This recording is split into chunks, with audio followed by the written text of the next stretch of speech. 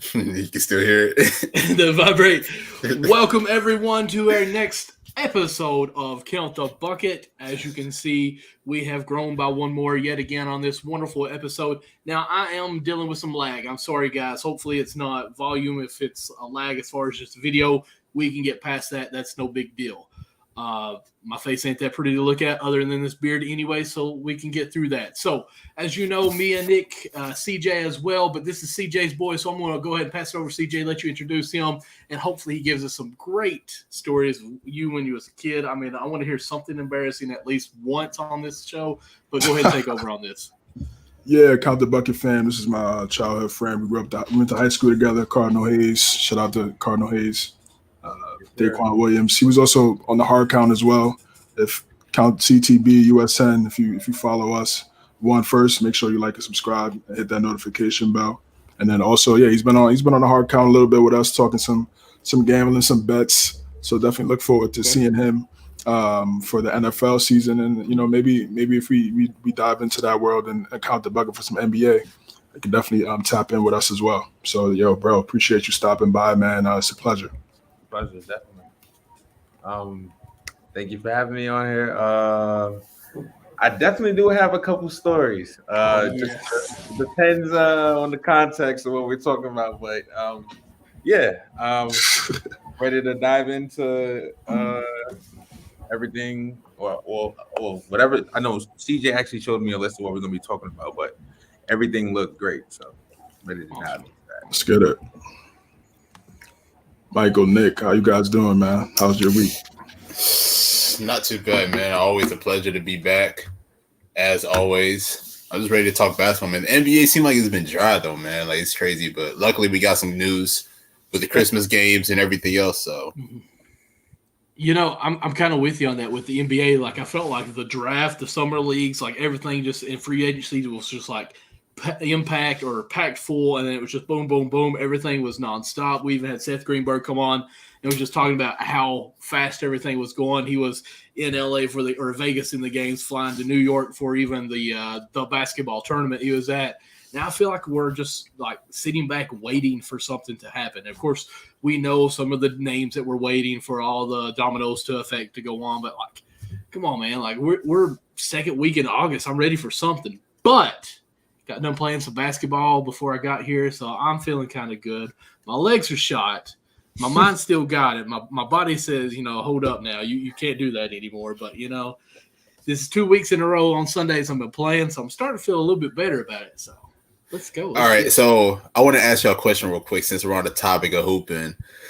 What are y'all thoughts? Kind of the show, but Well, right. Definitely. But I mean, just personal hooping. Like, what is y'all's thoughts on double rims? There's no such thing as double rims. So, I mean, that's garbage. Is a such thing. What is going on up in here?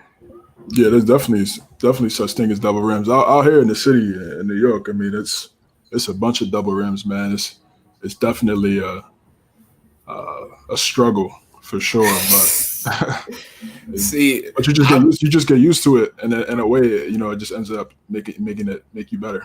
So that's the thing, because I recently just went this Thursday to go hoop at this park, and then they had double rims, and I couldn't make a shot for nothing at first. So it had been my first time playing on double rims of probably about over like a year, 2 years or whatever. So the struggle is definitely real. I just remember being a kid, just struggling with that too, like just thinking like, dang, bro, is my jump shot off or whatever? But it's a struggle, definitely. You said that's why New York always driving to the cup. Oh, it looks like I almost have a camera here. That's a fact. That's a fact, Corey. Yo, did you guys get a chance to see point guards? New York. I haven't, man. I'm probably gonna tab it to that later tonight after the show. I'm not gonna lie. Yeah, they definitely joke about New Yorkers not having a jump shot. All they do is drive to the basket. So what Corey said is facts. And dribble, of course. Yeah, that's an essential. Had a park in LA growing up. Then they had triple rims. Wow, I ain't never heard of triple rims. That's crazy. That sounds crazy. That's the inflation in LA. It's just no matter what. But listen, I've had double rims before. But that's what I'm saying. Like, I don't want to play on them. Like, they're awful. I heard that before. I've heard triple rims in LA before. That's not a first. I've heard that before. Good. Like, yeah, it's usually because That's what that zone get, bro. Whatever they build is what they build, and that's it. You know, most parks got if you got that single rim though, bro. Oh my god. Oh yeah, it's buckets. It might be all hard. day. It might be hard to get a game on. Like it might be hard to get on the court that day, bro. Like That's a fact. That is a fact. One of our courts here where I live, like, there's not even a square. Like, how do you all feel on those outside courts that don't even have a square on the backboard? Like, you're just kind of hitting that something. Oh yeah, I mean, yeah, we It's just all good, that's man. like Show. that's every court over here, bro. Okay. Yeah, You better get your jump shot right. That's a fact. Yep. You just gotta visualize the square being there when you lay it up. Like you just gotta understand, like, all right, this is gonna coming off the Bro, back. I didn't play with no backboard, no net. I'll be right back, guys. I think one of my children just fell off of something and got hurt. I don't know if y'all heard that bang or not, but I will be right back. All right, bro, go ahead. But nah, I mean, like, just speaking of that, I mean, I'd have been on double rims. I'd have had no net. I'd have had no backboard. There was a one time where like we had like a bad storm and the rim ended up like, you know, falling to the ground, and then like, you know, the whole rim was like oval shaped and whatnot. So like I'd have hooped under like a lot of circumstances. Yeah, they just the courts right by me. They just renovated it and fixed it, which is good because you want to have the kids outside hooping. You don't want to have these kids inside. That's a fact. All day on their phones. Bad enough they're on their phones all the time anyway. So it was definitely a sight to see for, you know, my neighborhood to definitely use the money that, you know, that they get on a regular basis, using it for something good. So yeah, it was definitely cool. See, Corey, you hear about that? Yeah. I just talking about that. Yeah, it was good, man. Nice, calm 90-minute documentary. Definitely something to look out for. Marbury spoke about it on the Rusilla podcast. Oh, yeah, he was on the Rusilla podcast. Okay, yeah, Marbury's a legend, man. I'm gonna have to tap into that. Yeah, Marbury's a legend. He's a New York legend. Easily one of the most successful basketball players to come out of New York. You know, just gonna throw this out. He follows me on Twitter. So does he? Yes. Wow. Yeah, I tried to get a follow too, but it didn't work out. How did that happen? He put something up, and this has probably been, I would say, 6 years ago. I don't know what is going on with my camera in this area here, but you know, it is what it is. He put something out, honestly, just be straightforward. It was something Christian based on that, and I was like, oh well, this is awesome. Definitely get my follow for this. And he followed me back. I was like, okay, sounds great. Hey, that's what's up. Yep, been messaging him ever since come on the show. Since then, of course, like I said, 7 years ago, and there's never been a response. But you know, that's all right. He follows me. Yeah. That's all that matters. That's all that matters, man. Listen, I know I probably missed some of the conversation because apparently, okay, I'm going to tell you what happened. We have a baby gate that blocks the stairs, so our dog can't come upstairs, and my son decides to climb over it every time, and I fussed at him twice a day. Well, this time it fell with him. He got hurt. So I told him I have no remorse for him. Like, you didn't listen, you got hurt. So, sorry I missed what you guys were talking about. How hard is it, though, to shoot the side shot outside? Like, I can't stand, like, if you don't have the backboard that kind of judge with it, like if you're shooting the corner, the Robert Ory shot, are you all money on that? Because I am, like, airballing it like 4 out of 5 shots. As long as the wind ain't crazy, I should be good. Yeah, you got to be locked in. Because, yeah, it's definitely an angle. Yeah, it's a tough angle to hit that shot. Yeah, perfect angle. Like, yeah. Urban angle.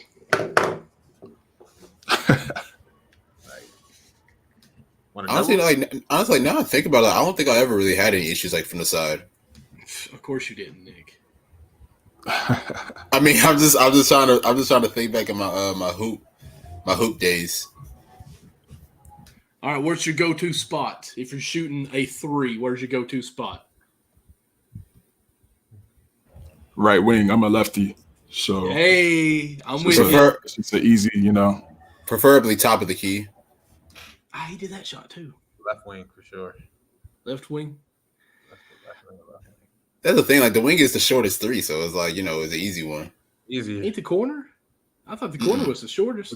Corner is the shortest. Yeah, corner's the shortest. Yeah. Corner's the shortest? Yeah, definitely. Yeah. I thought you took notes, man. Come on. I always thought it was like the wing feels a lot shorter to me. The wing always felt shorter to me. No. Listen, at my junior high or my middle school, as you guys probably call it, our court that we made that they just had built when I was 4th grade, they built the gym.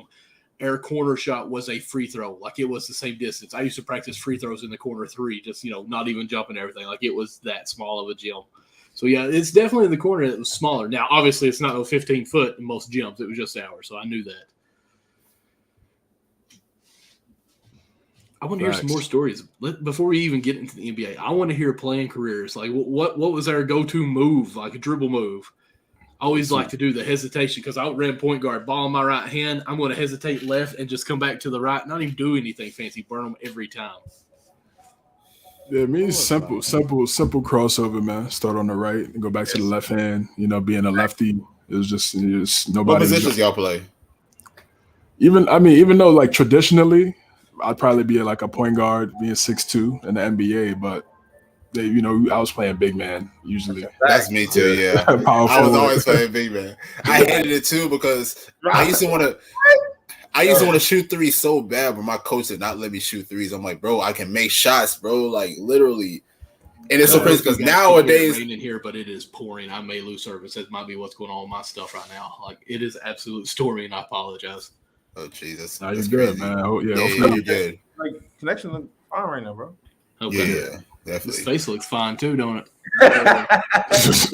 I'm trying to get mine like yours, bro. It's not. It ain't there yet, but I need some beard oil, my boy. I was gonna say, do you put anything in it, Nick? Because I take care of this baby. I moisturize like every few days. like a palm oil like that. Yes, like, sir. Really? Yes, sir. Yeah, I'm gonna have to get some of that, bro. Evan Alexander Grooming, man. Not sponsored, but check them out, man. They got some good products. Hey, you or if not, coconut oil always works. See, I thought about coconut oil and trying that as well. What's funny, Nick? Oh, another way. We're just switching topics like crazy. We just got to the beard and stuff like that. It's all good though. I'm trying to think of the stuff that my daughter uses in her hair, and I put it in my beard because she wanted me to use it, and it did wonderful. Oh man, it's gonna bug me. I'm ADHD. I'm sorry, guys. Anyways, my position, my freshman year, I played the 5 position. By the time I graduated in high school, I was point guard. I played point guard in college 1 year as well. Granted, only reason why I played. Yeah, you went from big to point guard. No, actually, my whole life I was point guard, but my freshman year, the coach did not even know who I was. And he just said, "Hey, you're fat. Go play big man." And then I transferred schools and I went to point guard after that because they actually knew what I was doing. But anyways. So what were you more? Were you more of like a passer? Like were you like a scorer? Or do you see who my favorite player is here? Is that Stockton? Oh, okay. No. Jason Kidd, listen. They used to call me the doctor because I'll be setting up shots left and right, okay? Just telling you. Okay, so you have that court vision then. Yes, sir. That's what's up. Even today, man, make the long pass. See, I'm too fat now. When I rebound the ball, I'm just like, listen, I'll let these kids go long. I'll just lob it over the top. Tom Brady pass, touchdown. Don't even let them dribble because they can't dribble. Just catch it, lay it in. We'll be back on defense. So you like Jokic, Michael Jokic. Basically now. That's funny. Basically now. But where I live, you guys, we've talked a little bit. I live in Southeast Kentucky where it's poverty. Okay, just throwing that out there. We talked about jokingly, like, if LeBron James was born and grew up here, he would have probably been a big man. You were talking about CJ 6'2", you'd have been a point guard, but you play big. Like, that is totally us. Like, it almost, I'd say, hinders some of our players. Back when I was young, at least, star players like that would have never had a chance to be guards or anything like that. Like, you just go down low because you're tall. That's all we could have done. I mean, there's no one around here 6'5", 6'8" that's going to be handling the ball. Do you think that hurts basketball now? Yeah. I mean, it's bad. It's just bad coaching. Looking back, it's really bad coaching, man. Those guys. But with their teams, like, it would have been having like a 6-footer at center, if not, So it kind of had to be what it was. Yeah. Yes, and also, like, again, depending on regions and things like that, like, there always aren't going to be 6'8", 6'9" guys. Right. They're just depending on where you're at. So But yeah, That's definitely. Corey right there. You get the right. Bring in Corey's comment there. Oh yeah, let's see. Let's see what Corey says. It's an NBA thing, nothing else. It was the last one. I'm sorry, I didn't know. The face up jab right jumper. Like he's not even putting the ball down. You can tell Corey's a shooter, even in the talks of when he's in Australia. Corey, I'm blocking you up, bro. No, it's playing. It's playing. How tall are you, Corey? Aren't you 6'8"? Corey versus Nick 101. I paid to see that, man. Oh, if he's 6'8", nah. He got that one. I think he's 6'8" or 6'9", and he's pulling the threes like crazy. I'm fouling him. I'm not even letting him dunk, bro. I'm gonna just air hug him, bro. Like once you get up. Listen, I'm the baby in the family. I feel like I keep going dark over here, like I'm fading out more. But my brother's 6 years older than me and then 11 years older than me, so it didn't matter what happened. If my brother, who could shoot, made 2 in a row, I was the baby. He knew he was going to get hit hard no matter what. There was nothing he could do about it. Put an elbow right through the face. He ain't shooting another 3. It's funny because I'm the oldest and my little brother hates playing me. Like, even to this day, he don't want to play me. Well, I ain't going to toot my own horn just in case they're watching. But I'm the best in the family. Just going to throw that out there. Best what about family, CJ? man? Quan, what about you two? Tell us some stories about you guys on the courts growing up. Now, the funny thing is, let me see. Our first freshman gym day is when I met C. So I met CJ. Okay. And they had like it was it's mad freshmen. So like at the time, of course, like we end up being on the same team.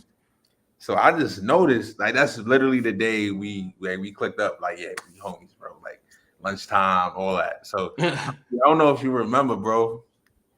Yo, CJ got this move, bro. He puts you in the post. Right hand. He's left-handed. He's always putting up the right hand every time, bro. CJ on the court, bro, is unguardable. I'm telling you right now. My boy in the paint, in the post, every time. Yeah, I was all right, man. I was all right. Nice, I stopped playing.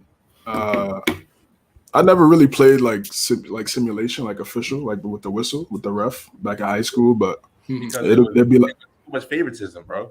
Yeah, it was politics and things like that, and definitely just ended up playing with the coaches. Yeah, but ended up just playing more football than anything. Football is first love, obviously, and then what position? I'm just going to ask you for football. Yeah, I play tight end, and then I also play defensive tackle. Yeah. Okay. Mm-hmm. But basketball.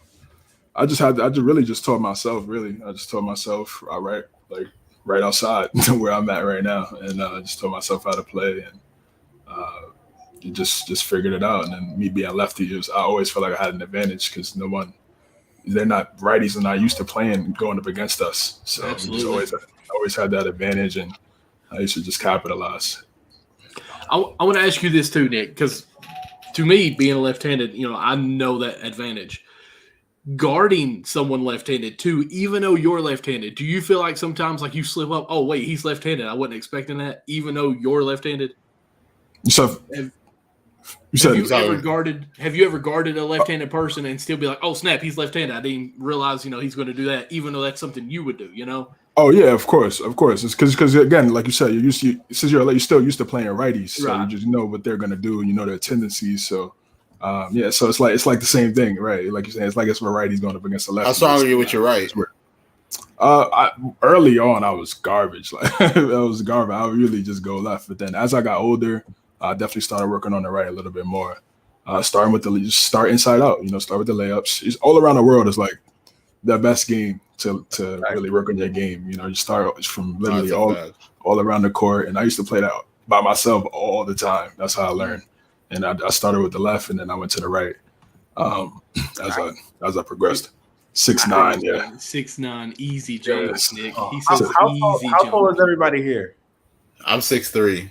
I'm 6'10". Okay, I'm like 5'11" and 3/4. I'm 5'11". Yeah, I'm right there at 6 feet. So, bro, I grew up but like I ain't really get my growth spurt till like in like high school for real. But that's when I stopped playing basketball. Like I ended up playing I went to Gauchos camp for like 4 years. I don't know if y'all know who the Gauchos are. That's like, you know, they're in the Bronx, like one of the most famous basketball camps you probably go to growing up. Yeah. I went there and then figured out basketball wasn't really for me. But I always loved the game though. Like for real. Like I wouldn't even know. Like I didn't really know what position I would play in basketball because it was so many intangibles that it's just like you don't know if you're a point guard. Like and then height. Height is also a thing too. So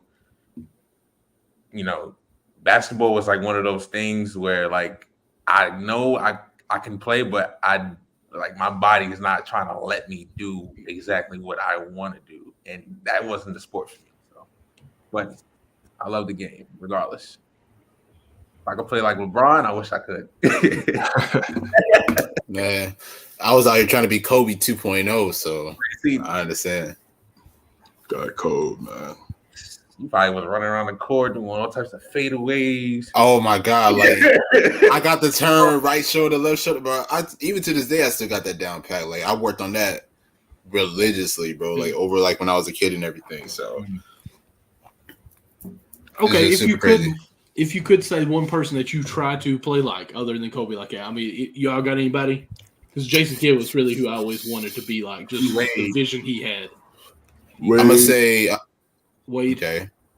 I'm gonna say Kevin Garnett for me. Garnett, me, Zebo. Again, the lefty. Zebo. That's why. Okay, now I'm understanding the topics a little bit more now. Okay. Zach Randolph. Al Jefferson. Al Jefferson was lefty as well. Yeah. No, he was a lefty. He was a righty, yeah. He still had that standstill jumper. Zebo lefty, yeah. Yep. Yeah, Zebo was definitely he was getting money in the post, man. That low block. It's tough to stop him. Al Jefferson too, underrated, one of the most underrated players ever. Oh, absolutely. My buddies used to, after high school and college, my buddies used to call me Baby Zebo because we'd play like 2-on-2 games and just whatever. He's like, it doesn't matter what I do, I cannot stop you because you use your size so well. Like I used to be small, so I would jump up, and my brother, like he's 6'5" when I was playing him at like 5 foot. So I'd always be tricky with the layups, trying to do whatever. So I'll jump up and I'll shoot the ball like down here, but use my body out here to keep them shielded. And so I do that now still. And oh gosh, you need to like quit with your body here. And I'm like, I'm sorry, that's just what I do. You're not going to block me. You got to use the physicality, man. Absolutely. My nephew, essential. He's in college. He's on a scholarship for track, and like he can jump out of a gym. Like probably if he was coordinated, he could have dunked the ball any way he wanted to. But played with him last Sunday, and I would just basically move him out of my way. Like I'd go up my arms and just move his arms out of the way, then shoot it. He's like, "How'd I not block that?" I said, "Man, I don't know. Just use some brains." It's the IQ, the positioning. Sure. It's key. See Jimmy right here. Footwork, for sure. Idolize everyone on the '96 Bulls team. Yeah, you try to be like Kukoc or Ron Harper. Lakers in 6. I like it. Lakers in 6. Christian, what's up, brother? Is that 6 games that they play full strength? Or I mean, let's hope not. Let's hope it's way more than that. I'm still like, I feel like there should be an over-under on 60% of games for Anthony Davis, but we'll get there. Davis. All right, we want to go ahead and get into these topics. Yeah, I mean, we're 25 minutes in. I guess we might need to talk about something. Let's tap in. Yeah, so first topic of the day. Well, hold on. Sorry. Yeah. Corey said he played against the Gauchos AAU. Yes, sir. Wow. Yes, sir. Bubble. Yeah, man. My Gauchos been around for decades. That was like 2004 to 2007. yeah, small age. That's the year I graduated high school. Is 2004. I'm old. Don't laugh, CJ. I'm not. Corey's at Riverside Church. Yes, sir. For them at the For them in the Rumble in the Bronx. Yeah, shout out BX, man. That's where I live at. Yes, sir. Shout out BX. I say let's tap into these topics. First thing number one topic of the show is the news that came out early in the week, really like the day after we recorded our show with Corbin. Shout out Corbin again. That was a great show. If you're watching, brother, thanks again for your time, man. We had a great time on the pod last week. But KD, Shams reported KD had a meeting with Joe Tsai, Brooklyn Nets owner, and pretty much gave them an ultimatum. It was either me or Sean Marks and Steve Nash. And then hours after that, Joe Tsai came out and said he has the staff has his full support. So it seems to be he's already chosen what side of the court he's on in regards to this KD versus front office dilemma. So I'll start with the guest, start with Quan Man. What's your thoughts on this with KD? Obviously, we know KD asked for a trade June 30th at the start of free agency, and everything there's a grace period where things started to stall. Wasn't really a lot of talk between teams, but now after this meeting, it looks like a trade is imminent. So how do you see this playing out? I looked at it as like a chessboard. Like you see how no pieces were like moved at all for like a month or so. KD was like, you know what? All right, we need to get this going. We need to get this moving. So the best thing for him to do is say what? Either me or the coach. We all know Steve Nash isn't that great of a coach. We all know that, but KD's angle was kind of, I see it's still messed up. I think he's gonna end up getting traded. Like, no, he has to get traded now because now it's just like now you putting more pressure on me. You putting more pressure on me, the GM and the coach now, and making everybody uncomfortable. Something that you expect from like Kyrie. But I think he's gonna get traded ASAP. For real. Like now you got to trade him ASAP. So yeah, there's been some talks about Sixers, Celtics. Obviously, over the last few weeks, there's been some discussion with those two teams. What do you think is the best team for Durant as it stands today? Celtics, Sixers, and what was the other team?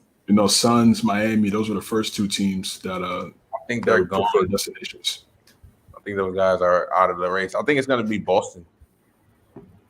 I'm going to say Boston. They got the most. They have the most value. I mean, unless you're the Sixers and you trade Thabuel, this dude, Maxey. Yeah, Maxey and Tobias, and then picks and money. Or you go to Boston, you get Marcus Smart,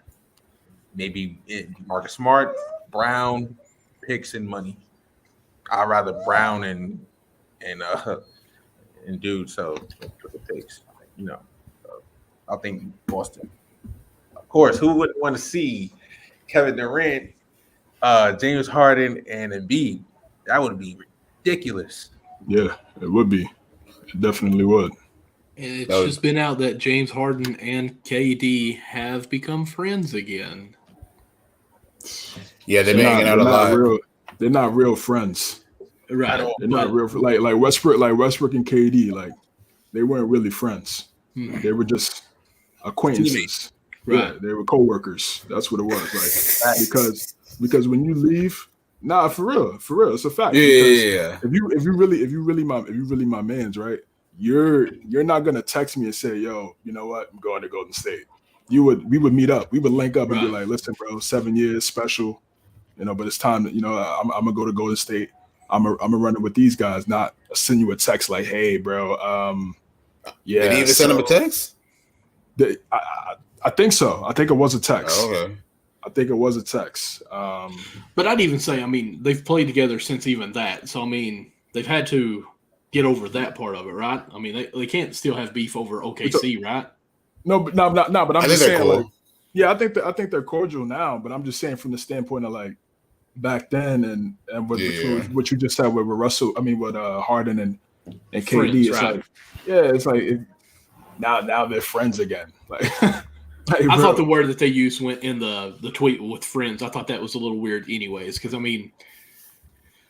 KD don't. I mean, let's be honest. All of a sudden, like KD in the past 5 years has turned into this villain in a way. Like he's not going to have any friends. You know, like he just doesn't seem like a person that he wants to have. I think him and Kyrie are pretty good friends. Otherwise, I don't think KD would have went to Brooklyn. I agree because I mean they talked about how good or how close they are, but at the same time, it's Kyrie. It's kind of the same personality. I'll say in there, like they think everyone's out to get him. It's like, you know, CJ against the world or something, you know. But, you know, me personally, I'm going to say this. I would like to see KD stay in Brooklyn, and let's see what KD, Kyrie in a full year and Ben can actually do with this team, because that's a good lineup. But I also think what he's put the pressure on with the front office, the coach, I mean, something's got to change there. You can't just let your star say one or the other and not do a thing. So, the front office, the owners already came out and said they stand with the coach or with the front office, so he's got to go, right? I mean, that's the other option, unless you try to go back and meet with him and say, hey, Kevin, this is what we're going to do. We're going to do it for at least another year. Can you give us another year? If not, then you pick your team, you're gone. So, I mean, I would be pushing for that if I was the front office. I'm going to say if I think he goes, I want him to go to the Suns because Bubble Booker. I don't think it's going to happen. I don't either. Well, the thing about it is that Brooklyn asked for Booker, and like right as they were asking for Booker, Phoenix gave him that extension. Right. So I don't think he's going to go to Boston either, because if I'm Brooklyn, I don't want Marcus Smart back, because Marcus Smart and Ben Simmons are kind of the same no-shot guy. I'm not going to harp on Marcus Smart too much. He's not an offensive threat that I think that's going to be ball dominant. Well, you would get JB in that trade. I mean, don't get me wrong. Still, I mean, I definitely agree with you on that, but you know what I'm saying? Like, you better just drop facts. That's it, man. I mean, come on. Oh my God, I'm gonna let you finish, bro. But I mean, I'm just saying, Marcus Smart and Ben Simmons on the team. If I'm a front office, I don't want that. I seen a mock trade where it was Ben Simmons and KD went to Boston for Jaylen Brown and Tatum. I don't think Boston would do that either, because that's your guys, you know. I mean, of course, there's picks and everything else in there as well. So I'm almost to the point now, when you have a trade for Gobert that gets 5 first-round picks, you got to get quite a few more first-round picks for Kevin Durant unless you can really soup up the trades with actual players. And I don't really see that happening too much. So can they really even get rid of him? They can. They can make it happen.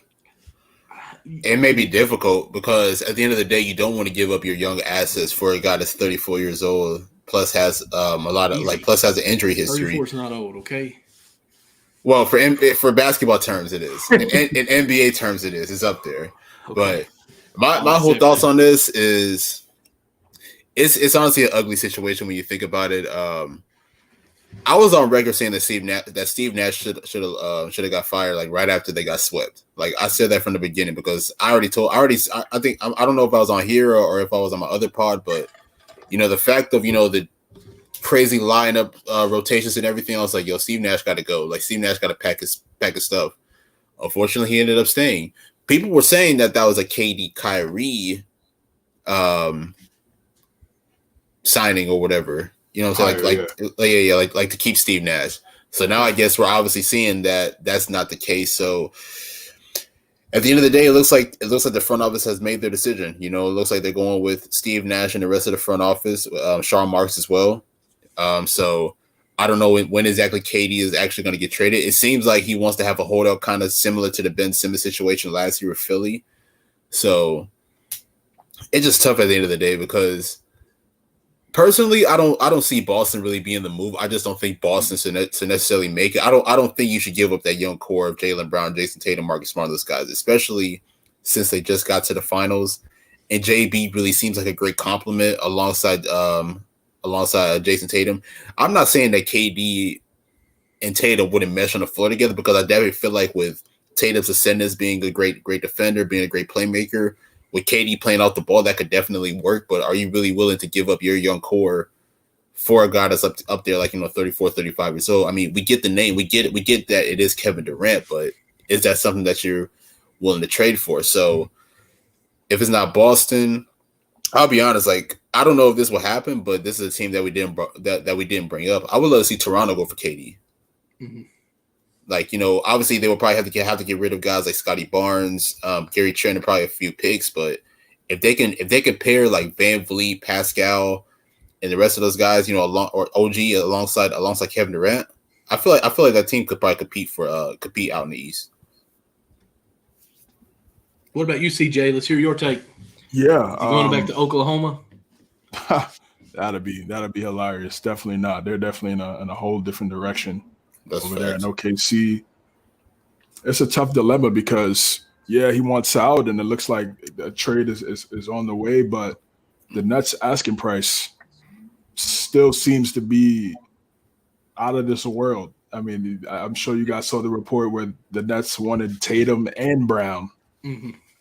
That was a rumored deal, and those discussions that those two teams had. So the Nets are going to have to budge a little bit. They're going to have to give up.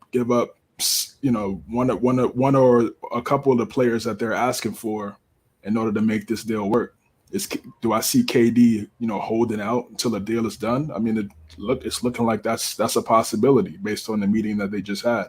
He doesn't want to play with Steve Nash as his head coach or Sean Marks as his GM. So that looks like something that's going to be likely there. I'm right there with Nick. Not a fan of Steve Nash in terms of scheme. I don't know him personally or anything like that. But when we're just talking basketball, again, that 7 seconds or less, 5-out offense, there's just a limit on that style. It's not. Yeah, exactly. It's not cutting it. We've seen it have success in the regular season, but in the postseason, it's very limited. So, as great as Kyrie and KD are, and as great as they could get their own shot one-on-one, it needs to be more of a team scheme in order to win a championship. Both of those guys know that because both of those guys are champions. So I just think that pairing with those two guys and Steve Nash, calling the plays, just wasn't going to work. And it looks like Joe Tsai is going to stick with Nash and stick with Sean Marks. I mean, Sean Marks did a lot of really good things for the Nets in terms of getting them out of some bad deals. They brought in D'Lo, and they picked up some bad contracts. They picked up that Mozgov contract. It ended up being off the books the following year. They were able to get some solid picks, and they were able to be enticing enough to bring in KD and Kyrie at the time back in 2019. So Joe Tsai's looking at it like, I'm not just going to get rid of a really good GM for KD. Some people would who came here, for the guy that played a part and bringing him to Brooklyn. So it's a tricky dilemma. It's sad. Look at these 3 years. It was KD out with the Achilles recovering after tearing his Achilles in the finals. Then second round exit, first round exit, sweep in that first round exit. So I mean, it's a real nasty 3-year plan for KD and Kyrie. And it's just, again, when we talk about their story in the NBA, it's definitely a big story because I feel like both of these guys want to be able to win a championship outside of the teams that they won it with. That's obviously for a player as a competitor, maybe they don't feel this way, but I feel like they teamed up for that to be like, look, we could do this together without Golden State, without LeBron. And now 3 years later, they have 0 championships to show for it, not even the Eastern Conference Finals appearance to show for it. So it's it's a difficult dilemma over there in Brooklyn. And we talked about it. We said like, they should just stay. They got Ben Simmons. They brought in Royce O'Neal, who's a solid 3-and-D wing. Nick Claxton is a young rim running 5. There were some options there. And again, I think we all agree that Steve Nash is definitely not the guy, a championship head coach. I would get rid of Nash. And then go back and talk to KD like, okay, say if we bring in a Mark Jackson or somebody that they're familiar with, somebody that they respect and they want to play for, and try to win it. Because I just don't see how Nash being that guy schematically is going to help them get to that Larry O.B. Personally, I think Nash gets a little more hatred toward. I won't say hate. That sounds bad. A little slack. I'll say like that. Than probably deserving because, like even you said, in the 3 years, and of course this is the first year, even now, Kyrie didn't play the whole year. You traded away fat James Harden. You get Ben Simmons, who didn't even play. So I mean, and I'm really not had to trying say fat. I mean, I get to. I can. When you are fat, you can say it. It's fine. But I'm not saying that Nash is a good coach. I'm just saying I feel like he's almost like the target everyone's pointing at, because I even think KD didn't play as great of a season as he could have this year. Like, I felt like he declined quite a bit. Well, I won't say quite a bit. Declined this year. Not in saying that the postseason, yeah, absolutely, but in the regular season, he was before he hurt his MCL, he was playing some of his best basketball. CJ, I've got 3 kids. I've got a short-term memory. All I remember is playoffs. Okay, granted. And he sucked then. Okay, that's a fact. But Ben Simmons still hasn't played. Like we thought when he was coming to Brooklyn, he would play. Didn't even play the whole season. You got Kyrie, who still didn't play half the games. So I mean, this team has never really been meshed together to actually have an identity. I don't think. Now I want to go into this though. Okay, Nash is gone. You mentioned Mark Jackson. Who else are even people out there that you could think of that could handle this kind of caliber roster? Because, I mean, it takes a strong character to you need a therapist, coach / therapist / well, let me ask you this, though. Like, mentor. Did y'all think that Brooklyn should have got rid of Kenny Atkinson? Yeah, I mean, Kenny Atkinson was cool. It was cool to me. He wasn't a bad coach. He was a solid coach on an average team. Yeah, I didn't see, but he didn't get that opportunity to have a lot of talent and be a head coach. They got to the playoffs with D'Lo, with some of those other guys that they had back in 2020 during the bubble year. But if KD and Kyrie really wanted them to stay, they would have kept them, right? So right.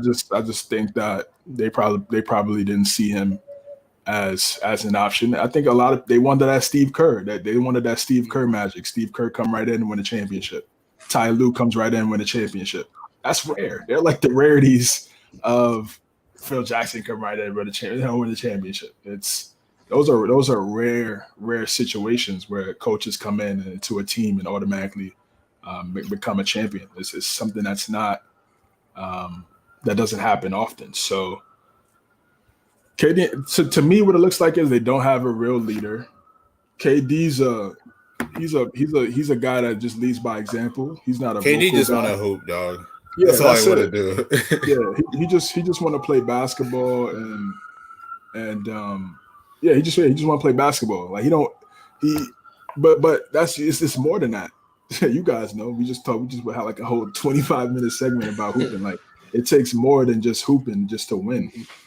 So that's why when he went to Golden State, there was more than just him. He could just hoop, because you got Curry being the leader, you got Draymond being the vocal guy, you got Clay being the 3-and-D guy and guarding other people. There were different aspects to that for them to win. And then KD, who's a hooper and just wants to, get buckets and win championships along the way.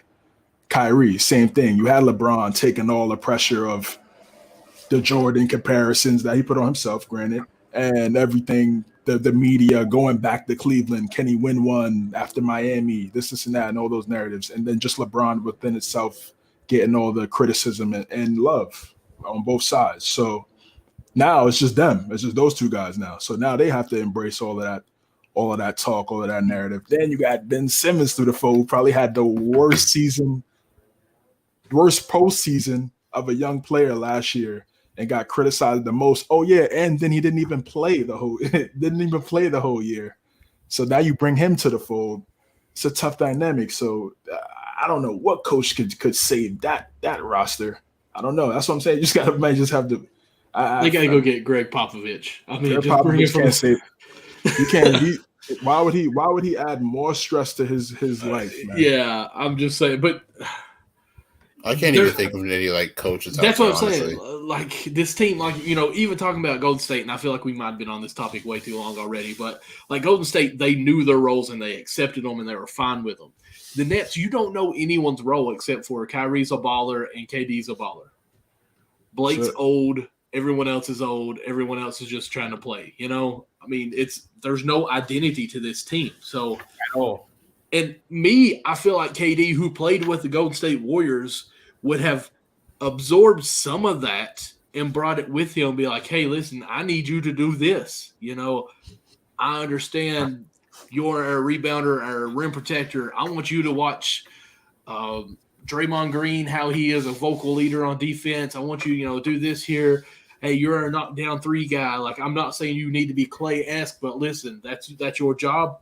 You better knock it down because that's what I expect of you. That's why I came here to make a championship team. Well, that's the difference, though, man. Like, you know what I'm saying? Like, you don't have people of that personnel. Like, you know what I'm saying? Like, we've never seen Ben really be that vocal like a guy like Draymond Green. So it's like, you can't expect him to try to change into it now. Not saying that Ben is not a great leader, not saying Ben is not a great floor general, but that's not really his cup of tea, with him, with him being how it is. And like, what guys do you expect to be like another Clay? Like, would you expect Joe Harris to be like another Klay Thompson? Like, I wouldn't see that, or a Seth Curry or whatever. So it's like, There's not a lot of guys with that personnel on that team. Like, I already said it last year, like, going into the playoffs, that Brooklyn wasn't even that good of a team. So it didn't even surprise me that they got bounced in the first round. I wasn't surprised that they got bounced in the first round. I was just surprised they got swept in the first round. That is the thing that I am surprised about. Yeah, that's what surprised me for sure, because as great as those guys are, I thought they could at least get 2 games at least. Every game was close. Every game it was close. There was some close games. Yeah. I think it was game 2 where they were up like double digits and then they blew the lead or something like that. I think it was game 2. Yeah, yep. Other than Mark Jackson, who's out there. Plus, Mark Jackson hasn't coached in a decade? Yeah, it's been a decade. Well, the thing about it is that, like, when you think about Mark Jackson and when he came in, like he came in 2011, and you got to remember that was a young Warriors team. That was young Steph. Clay was a rookie at the time. They still had guys like Monte Ellis. So it's a difference, though, having that young team and then, of course, helping them elevate. Whereas, you're coming to a Brooklyn team that already has established superstars and, like, their expectations are championship or bust. So it's kind of a different story, though, when you think about that. So that's why, in my opinion, Mark Jackson wouldn't be the right guy for that situation. Do you guys think that Mark Jackson's being blackballed out of the He is. He definitely is. He has to be. And apparently it's all for, like, religious reasons, too, because apparently, like, he was having, like, church services and stuff like that with the team, and I guess – I don't know if the NBA didn't like it or the front office didn't like it, but yeah, that was the reason. Yeah, definitely he's definitely been, because he should have been an NBA coach at least by now. I'm pretty sure that ABC money is good, but yeah, that's what I was going to say. Almost to the point though, like, why would you go back when you're getting paid to criticize everyone else? Like. There's come to a point, I think, where, hey, I can coach so good, but I'm not getting any opportunities here. I'm just going to stay here now. I'm not. If the money ain't right, I'll just stay with ABC. What do y'all think about Stan Van Gundy? I just said one of the Gundys, but I said it jokingly. Oh, really? But I don't want ever. The Gundys should never coach again. No, it's not going to work. Not with those personalities. ain't no coach going to work, man. It's gonna. Honestly, Darvin Ham was like I didn't see it coming, and then I heard the press conference. Like, all right, man, I think this guy has the type of personality that can. I like Darvin Ham a lot. Yeah, he can be able to handle Westbrook, AD, and LeBron. So they need a guy like that. Who is that? I said, Mark has that personality. But yeah, let Rasheed Wallace be the next coach. Well, he turned down their assistant job with the Lakers. Yeah. He's gonna lead the league in text as a coach. Yeah, no doubt. That's gonna be funny. That's gonna be funny. Head coach. Oh no. I'm good. Well, I don't know. That he might surprisingly be a good coach. He might surprisingly be a good coach. I bet you that he would actually X's and O's, like as far as like defensive minded anyways, like, hey, they're going to be doing this, expect this. This guy does this move every time. Oh yeah, Robin's IQ is crazy, but I'm just saying, we know it's more the coaching than just X's and O's. Right. It's all about dealing with different personalities and everything. Yeah. Cheerleader. You got to be exactly, cheerleader / therapist, teacher. It's a lot of roles in being a coach, man. That's why these guys go get when they get the job, then they put up the jersey and they're smiling, and then like 5 years later they got gray hairs. Like it's stressful as hell. Like It's a difficult job. But Drake is sending them 0-82. I'm sorry, Drake have a shot at it. I'm crying. Sam Cassell's not bad. I'm trying to think of some I don't guys. understand how he hasn't even.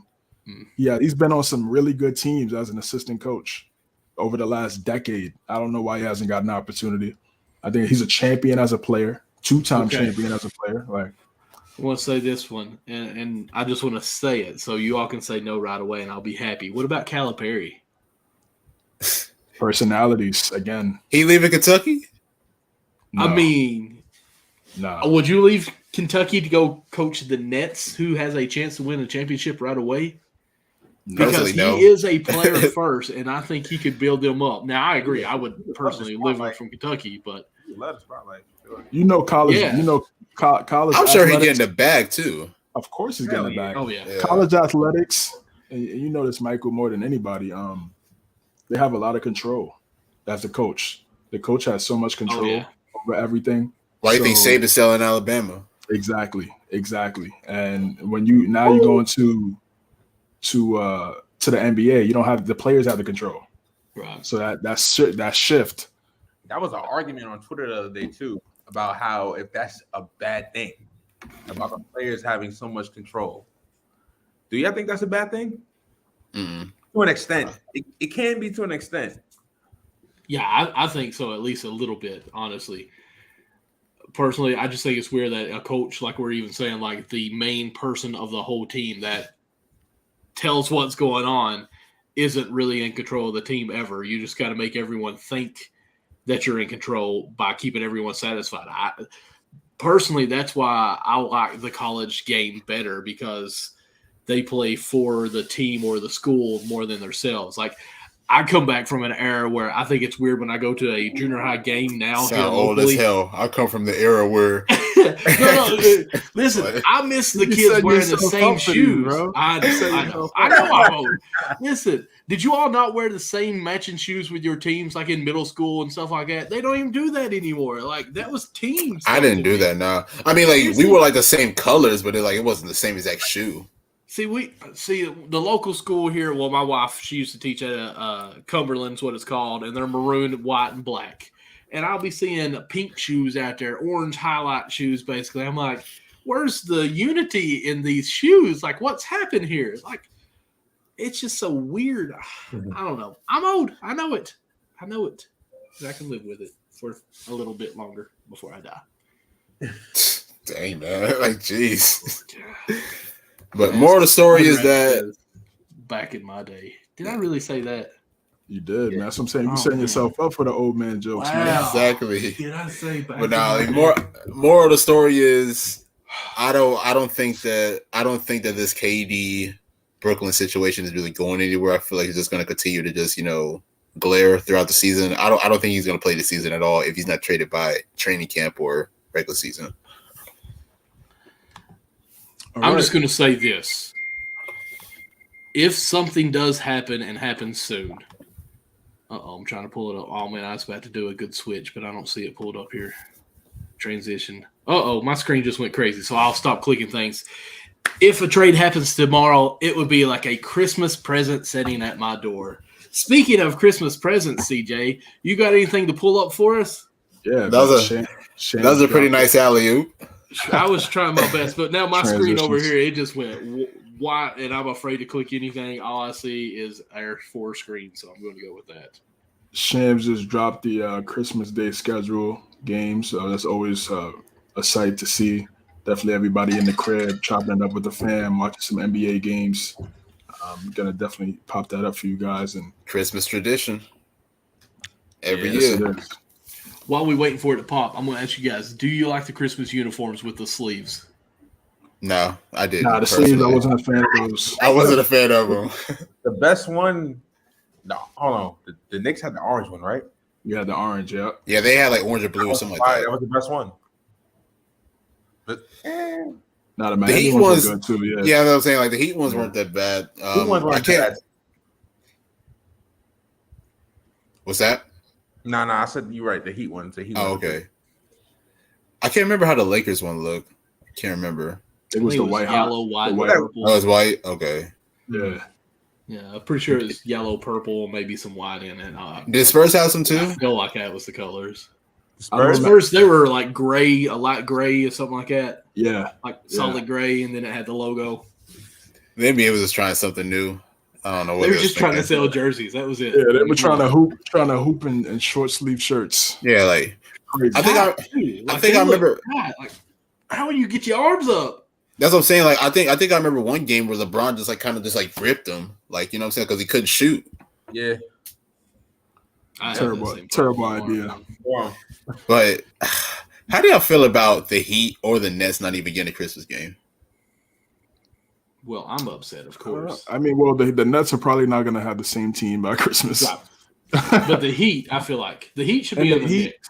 And I like the Heat, man, but they don't really have. I mean, whoa, what? Like Jimmy's good, bro. Come on, bro. Like your Knicks are up there, dog. Your Knicks are up there. It's New York. It's New York. You feel I me? know that, but it's like it's the market, and it's not like the Knicks are the Nuggets. Oh, yeah, Nuggets are always in there. Nuggets are always the 10:30 game. I mean, they really are.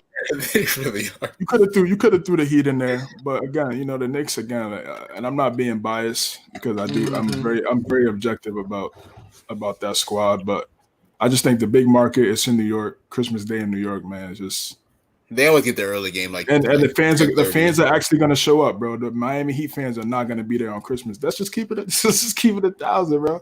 The Miami fans are not going to be there on Christmas Day, bro. You're not lying on that. I agree with you there. They're not going to be there, so I think it makes a lot of sense. But here we go. We got Shams tweeted this out a couple hours ago. We got Bucks and the Celtics. Great game. Rematch in the second round in the playoffs. Sixers at the Garden. It was both of those games in the Garden were really good last year. Went down to the wire. Then you got the Suns at the Nuggets. Hopefully a full strength Nuggets team. That's going to be a great game with MPJ and Jamal Murray being there at 10:30. Lakers Mavericks. Yeah, of course. Lakers Mavericks. LeBron versus Luka. That's what we want to see. I mean, we want to see this new Mavericks team with Christian Wood and without Jalen Brunson. We want to see how they play. And then lastly, Grizzlies and the Warriors, first round rematch of this year. That's going to be spectacular. Draymond and Ja were kind of chopping it up over the weekend, talking about it. And Ja was like, we got what we wanted. So that's going to be a great game for sure. So what's your favorite game out of this one? We'll start with Nick and we go with Michael and then Quan.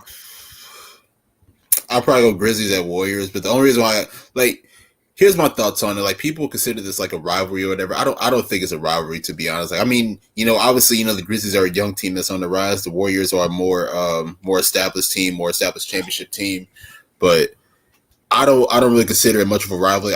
As much of a rivalry. I know that there's been talks back and forth on social media, between Ja, Draymond, and a few other guys like Dylan Brooks and stuff as well. But I don't think it's that serious, to be honest. But besides that, I think it's going to be a good game. Hopefully, everybody's healthy.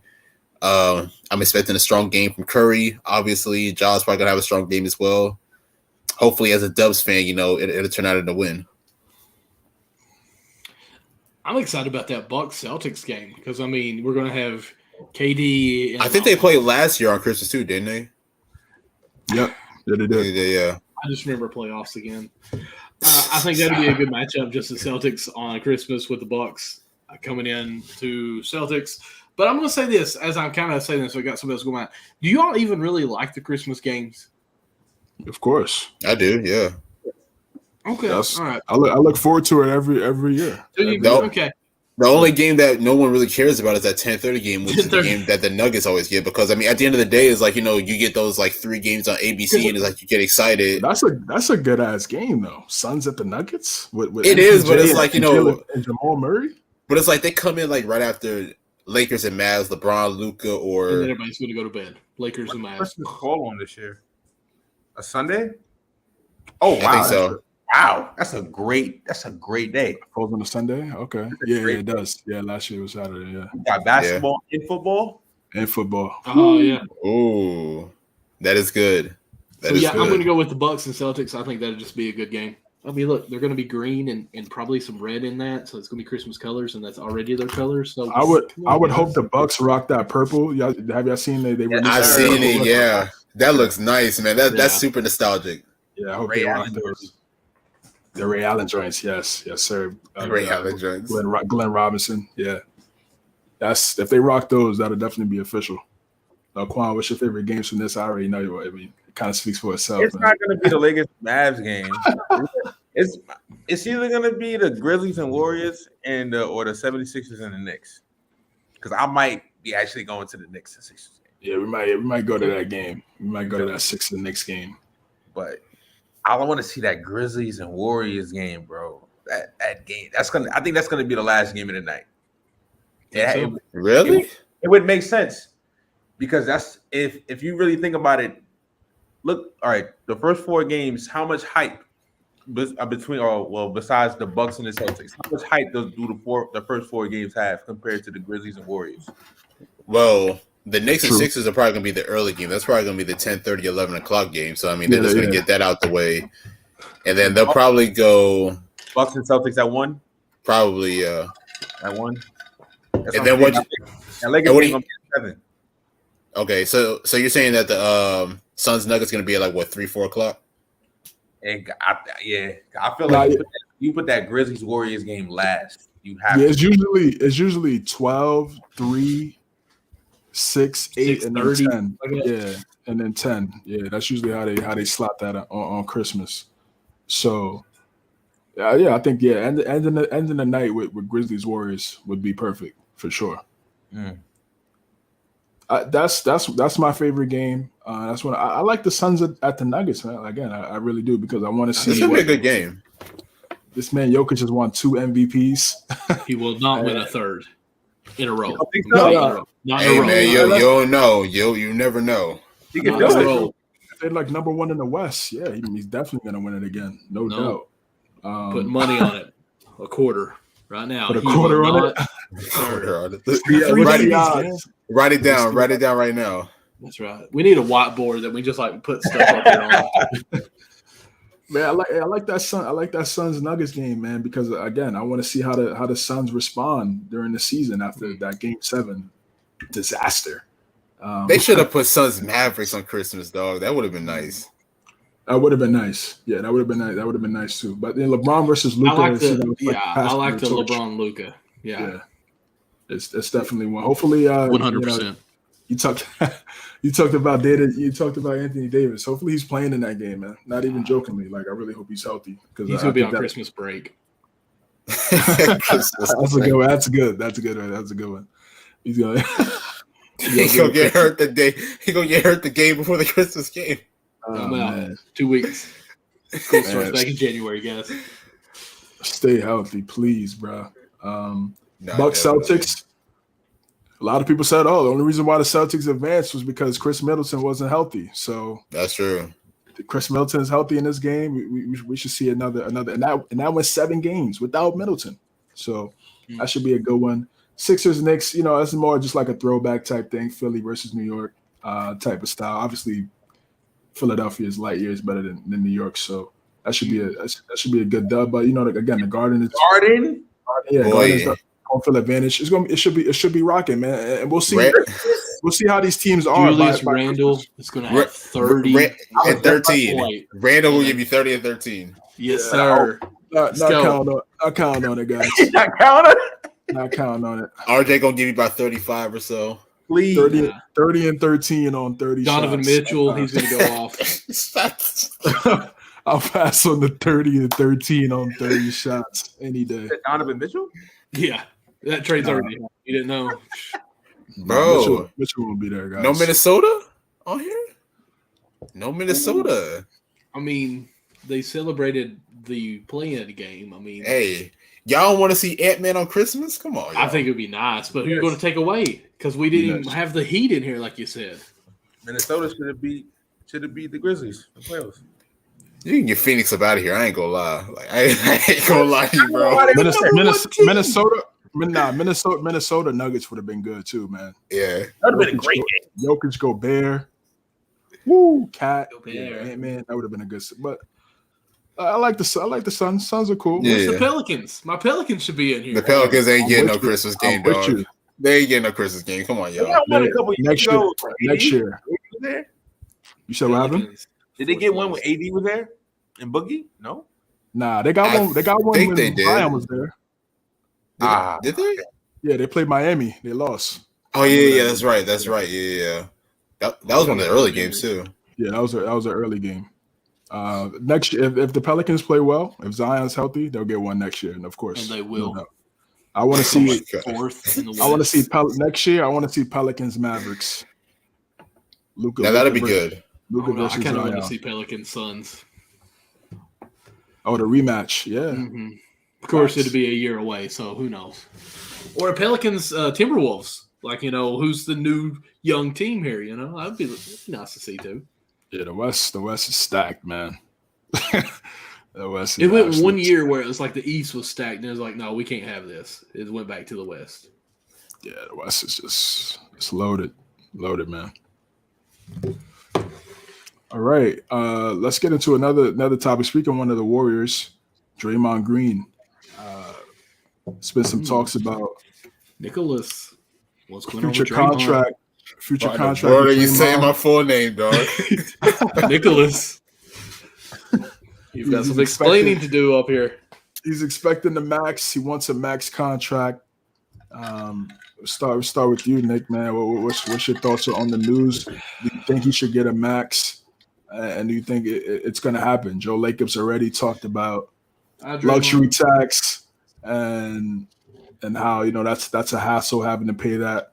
And there was some rumors that they're saying Draymond always wanted to play for the Pistons. That was the story. That was the story that came around. Yeah, that came around being a Michigan native. So what's your thoughts on everything with Draymond? So my response to Joe Lacob is, back then the luxury tax wasn't an issue before. Like, why is it an issue now? You know what I'm saying? Like, Draymond is super important to the team. We get it. He's never going to be Steph. He's never going to be Clay. We get that. But his importance to the team, like, let's just be honest. Like, the Warriors don't get 4 rings without the impact of Draymond Green on both ends of the floor. And in my opinion, they'd the have team 5 if it wasn't for him too. Nah, I don't blame that suspension on him. I don't. He played for game 6 and 7. Yo, bro. You know why, bro? This is why you my guy, man. You objective, bro. That's because there's so many Warriors fans that be crying like, "Oh, Draymond." Like, come on, man. See, I feel like we're getting way off on there, but I feel like that took a lot of the breath out of the Warriors. But keep on going. We'll go with this. I'll agree with you. Like, it definitely went 73-9, bro. Come on now. CJ, we're talking about Draymond. You're not on my side, so we're not. But you got to think, Draymond dropped 32 in Game 7. He dropped 32 in Game 7. So I feel like, just with all the injuries was the reason why we lost. Andrew Bogut went down. Iguodala was hurt as well. But that's another story for another day. But just thinking about the whole Draymond situation, like, in my opinion, you got to keep that big 3 together, in my opinion. Like, let them retire together, Steph, Clay, and Draymond. I get it. Draymond is always, Draymond's from Michigan, so, that might have been his lifelong dream of playing for the Pistons. But in my opinion, he needs to be a Warrior for life. And I feel like Joe Lacob needs to go ahead and just pay the luxury tax and just, just give him the extension. Yeah, you don't think he'll leave? I don't think so. You don't think? You say you don't think he deserves it? No, I mean he does. He does. I think he deserves it. To piggyback off what Nick said, how you gonna make the luxury tax a problem now with Draymond Green? Like, it's almost like Draymond. I mean, if you say Steph, you gotta say Steph and Clay. You gotta say Draymond. Like, between those 3 names, so it's like it should be no problem for you to give him what he wants, like, at all. You're gonna, if that's the case, then you know how Draymond gets. You know how petty he is. Yo, what if it's 45 annual, man? Nah, I'm straight. I feel you on that though, see, but like he went. I'm still giving it to him personally. He went 45. I didn't know he went. No, I'm just that was just hypothetical. I think the numbers would probably be high 30s. Because right now he's on a 4-year, $100 million contract right now. So I think he has one. He has 25. He'll probably be in the high 30s. But here's the thing, though. Like, I think we spoke on it before, but like, I think a lot of us practically said that, if Draymond didn't miss a lot of games on this past season, he probably would have been a defensive player of the year candidate. Absolutely. So it's not like, he's just like, a shell of himself at this point. No, I mean, he's still playing high level basketball, if you ask me. Right. Yeah. And how old is he? 34? He's up there. 33? Yeah, like, like early. KD. Did you say AD? No, I said KD. I don't think he's KD.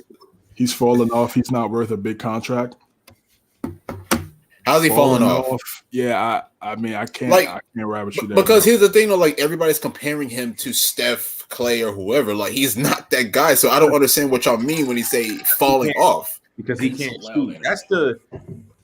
I hate that. I hate that dynamic. Oh yeah, he can't shoot, so he doesn't mean anything to the team. What does that mean, bro? Like he does all the other great things though. He plays defense. He plays hard. He's basically the quarterback of the team, pretty much. Like he runs the show. He brings for the most part as a 4. He brings the ball up. You don't even got to worry about Steph doing all of that. Steph could just do what he got to do. Like it really completes the team. Like look how there. So let me ask y'all this. So let's say hypothetical they don't give him the max and he does end up walking. Like who are they going to replace him with? Like who's out there on the market that they're going to replace him with? Nobody. And that's the thing. Like unless you're going to let a guy like Kuminga fill that role, but I don't think Kuminga's ready for that yet. No, I haven't seen enough for me to say he's ready to do that. Maybe Jordan Poole. No, Jordan Poole's not filling that role. That role. Not even close. And I love Jordan Poole. Wiseman, maybe. Wiseman's not ready either. Wiseman's too injury prone. Yeah, he's not. If he turns out to be like a stud, a really good guy, and Wiseman's actually a pretty good passer too. He's a really underrated passer. He should. I mean, he's really the X factor of that team, man, because he would solve a lot of problems. He could be a rim protector. He could space the floor. He could pass a little bit, like what Nick just talked about. Yeah, I would give him the money. I would give him the contract because, like you guys just talked about, he's a very key part of the franchise. You can't this dynasty, this run that they've been on in the last 7 years. You have to mention Draymond Green. You have to. Right. Just because he doesn't score doesn't mean that he doesn't have an impact on the game. He's the best at his role than anybody else in the NBA, bar none. He's top 1%. There's no one else better at his role than him. And that's why they've won the championships. Like Quan just said, he's able to play the quarterback. He gives Steph the ability to play off the ball where Steph doesn't have to do the dribble, set the screen, shoot, do that all the time. He could be able to move off the screen, and Draymond has the IQ to get him the ball in the right spots. And then on the defensive end, he could play 1 through 5. He's one of the reasons why they have so much versatility on that side of the basketball court. So yeah, you got to give him the money. I know people don't like his personality. They don't like his podcast. That's really what. That's where it all stems from. Yeah, if he was like this low maintenance guy and really didn't say much, I think people may have a different type of opinion on it. But we just gotta look. We're just talking basketball, and when you watch the film. Again, another channel. I mean, Thinking Basketball is a great channel to take a look at if you want to look at the X's and O's of these guys, as opposed to just watching all this, hot take, garbage sometimes. But when you want to just look at the schemes and learn about, this player, okay, I didn't really see that watching the game live. You go back and see it and how impactful they are. That's definitely a channel to look at. He's not as good as he used to be.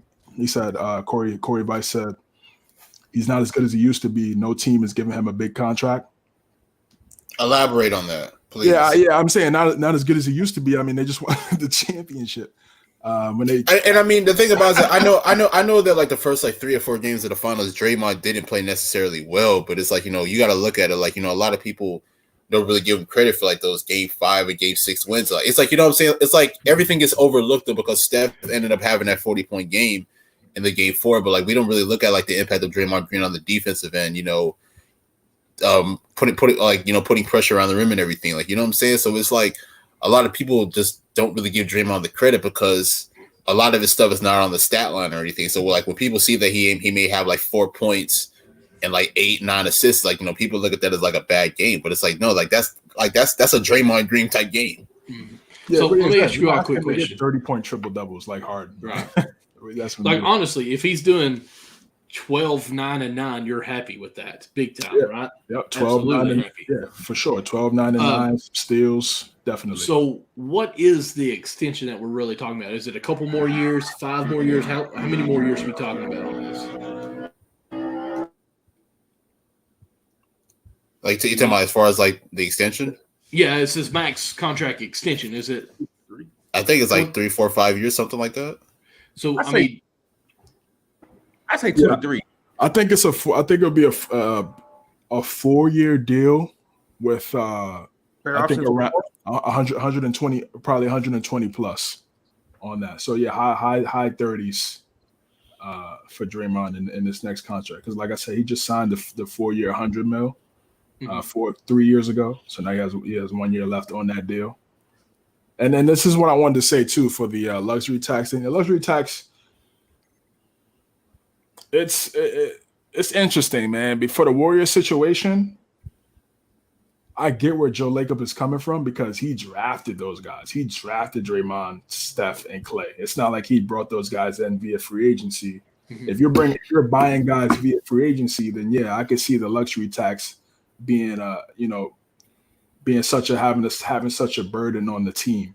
But if you're drafting those guys, there should be some type of leeway because you know how hard it is to draft 3 cornerstone players to create a dynasty like Golden State has. So for them to be, taxed like that, I get where he's coming from. But that's something that he's the boss of Adam Silver. So that's something that those guys have to come in and talk about in this next CBA, how they figure out this that luxury tax thing. Because again, like you're drafting these guys. It's not like you're like KD. Okay, cool. You want to extend KD? Yeah, they might have to be a tax for that because you acquired him in free agency. But the big 3, there shouldn't be a crazy tax on those type of guys, man. I'm going to say this. I'm looking at some of his stats here from 2012 to 2021, which is actually last year's season. Because I thought when I see 21 that it would be 21 and 22. But, okay, so his best year, it looks like, as far as the 3 categories, points, rebounds, and assists, which we know Draymond is so much more than just those categories. In 2015, he averaged 14 points, 9.5 rebounds, 7.4 assists. Last year, he averaged 7.5 points, 7.3 rebounds, and 7.0 assists. Yes, that's a drop in points. But Draymond's not your points guy. So, I mean, I'm not even really worried about that. Now, his minutes did drop, and he played a lot less games. We know he got hurt. He only played 28 compared to over 30 minutes. Now, I looked down here. This is what I thought was interesting. His career, which obviously is everything, he's averaged 8.7 points, 6.9 rebounds, and 5.4 assists. So, technically, over his career, he's had last year was better than his career average. So, I mean, because I was going to say that he's kind of declining because, seeing some of the shots that he shot just wasn't falling. Never seemed like everything would go for him at the right time in the playoffs, again, short-term memory. But my only thing with him is, can he keep up with the demand that he does exert as far as defense? Because, he gives everything on the defensive end. He'll be at the three-point line and bust his tail in to protect the rim. Like at 32 years old, adding on 4 to 5 more years, as CJ was saying, you were saying like 4 years, right? So we're thinking at the end of this 36 years, like my only hesitation would be like, Draymond, I know what you've done for me in the past. You deserve the money. The contract just wasn't there. I want to pay you more than what you're, I don't want to say worth because even that sounds bad, but like I don't think a max contract can happen here for the fact that, hey, you're not going to be at your max level. I mean, you're going to be declining some in the next 4 years, but you do deserve more than what you were making on years prior contract. So you definitely, as Golden State, you want to make him happy. You want to try to keep him. But I don't think that you can really do a max because everybody can't have a max. Now, am I devaluing Draymond at all on this with the Steph and Clay? No, because in other episodes, I even said I think Draymond is more worthy than Clay because Poole is right behind him. So my only thing is you've got to decide who and where you're actually going to put that franchise going forward. I would sit down and say, Draymond, you deserve it for what you've done for our franchise, but to keep our franchise going, can you take a little less? Can you help keep going on with this? Maybe talk with him instead of having Steph only be the face of Golden State. Let's work in some advertising with Draymond because Draymond's a well-known name on this team as well. He's out there social medias, commercials and stuff. He has his own podcast and stuff like that. I just don't see how you can literally pay this man everything and have Jordan Poole busting at the bips right behind Klay Thompson if he doesn't perform this year. I know I've rode Klay Thompson a lot during the playoffs saying that he's going to be traded. I want Klay to be at Golden State. I'm just really bugging Nick on this. But how can you pay Klay max, Draymond max, Steph max, and then have Jordan Poole, who's coming up, who is looking awesome. Have Wiggins Wiseman coming that's up. Yeah, Wiggins too. Wiggins, because to me, Wiggins may be that Draymond replacement in some aspects. Now, I'm not saying it's going to be the same caliber. CJ, don't you check me. Hold up. I'm just saying. Next to Warrior guy. But I'm just saying. Let's slow down. Let's slow down a minute. Bro. I'm not saying that he's going to be Draymond-esque. I'm just saying that what he did in the playoffs, he should have got some MVP considerations. Correct? No Well, question. Finals MVP? Oh, yeah, definitely. Yes.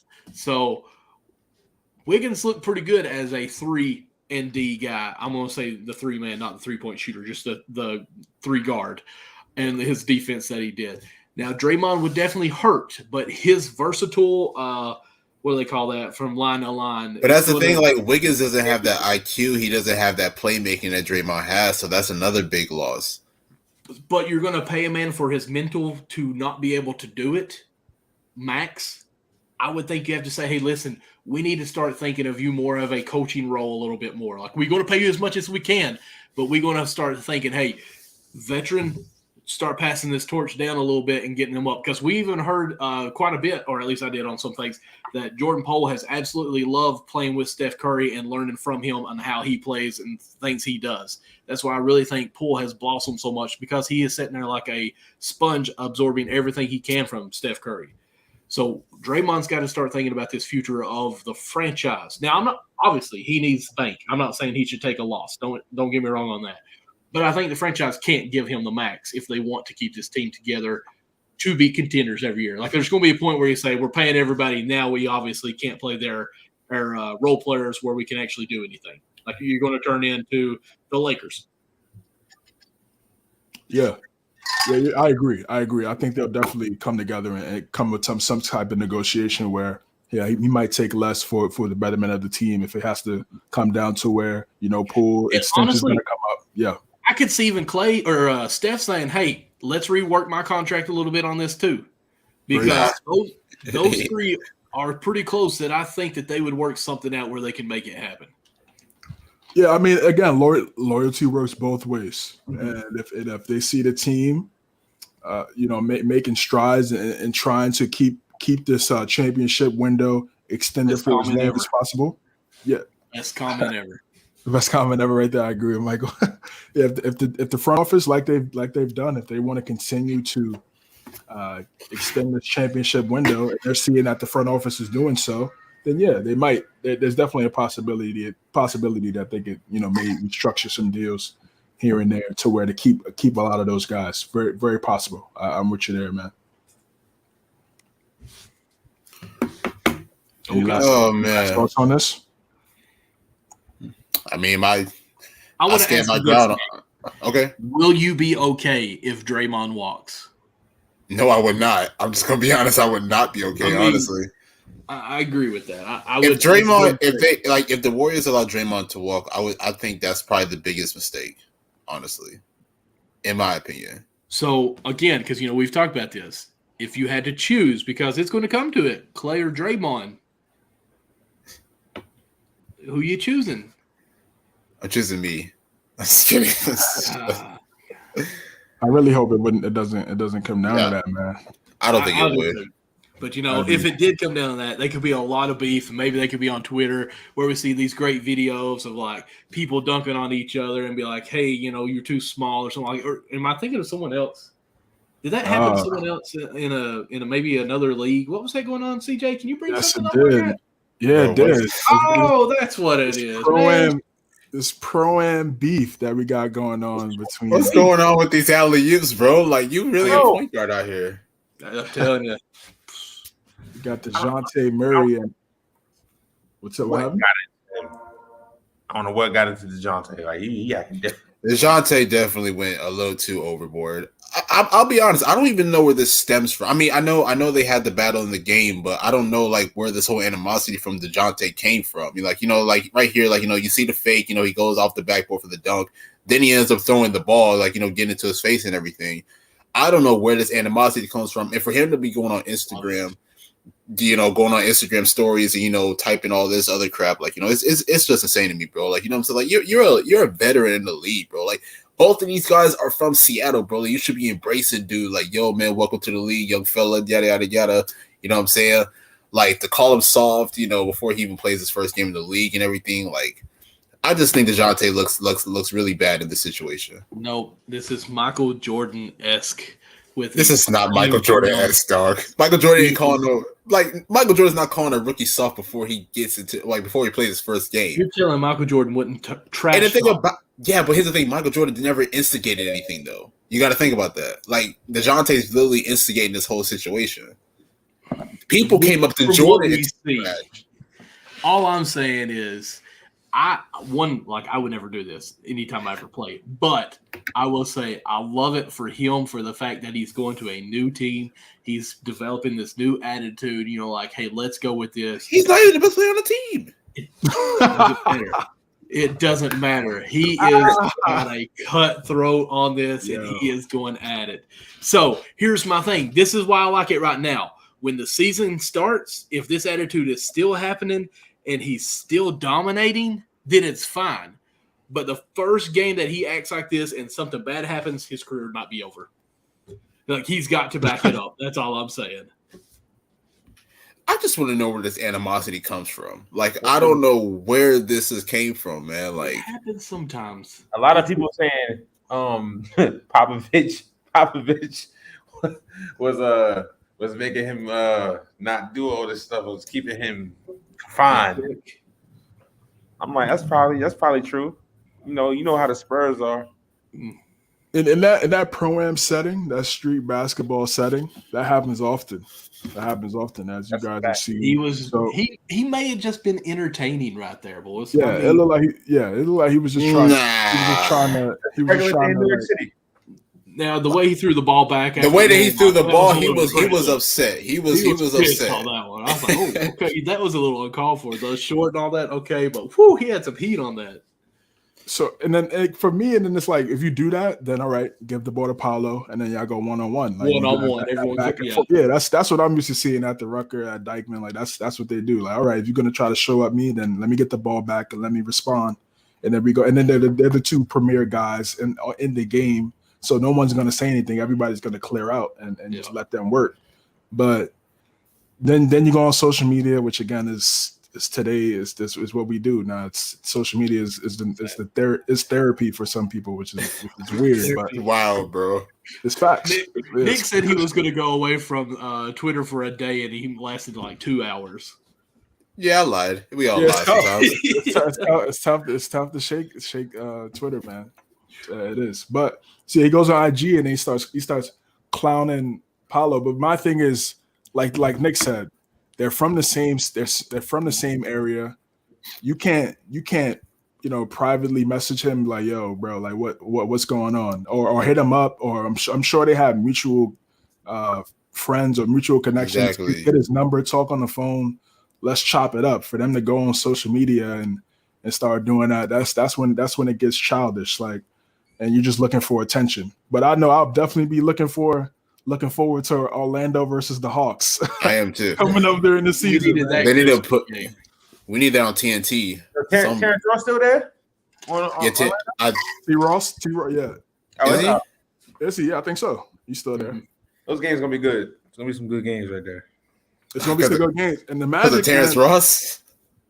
The Magic. Listen, they You hating on Ross now? I'm not hating on him, but it's like the Magic got a solid team. They do. Paulo, Cole Anthony, and those guys. Markelle Fultz. Hey, people say Markelle Fultz might be most improved player. Yeah. I think we talked about this a little bit. Yeah, I think we talked about this a little bit last week. Like, they have some guys. They got some guys, man. Paulo could really be that guy to carry them. They got a lot of really good players. Jalen Suggs, Cole Anthony, Wendell Carter. Wendell Carter, Bomba, the Wagner brothers. Wagner too. Oh yeah. So they could be solid. They could sleep on people like how.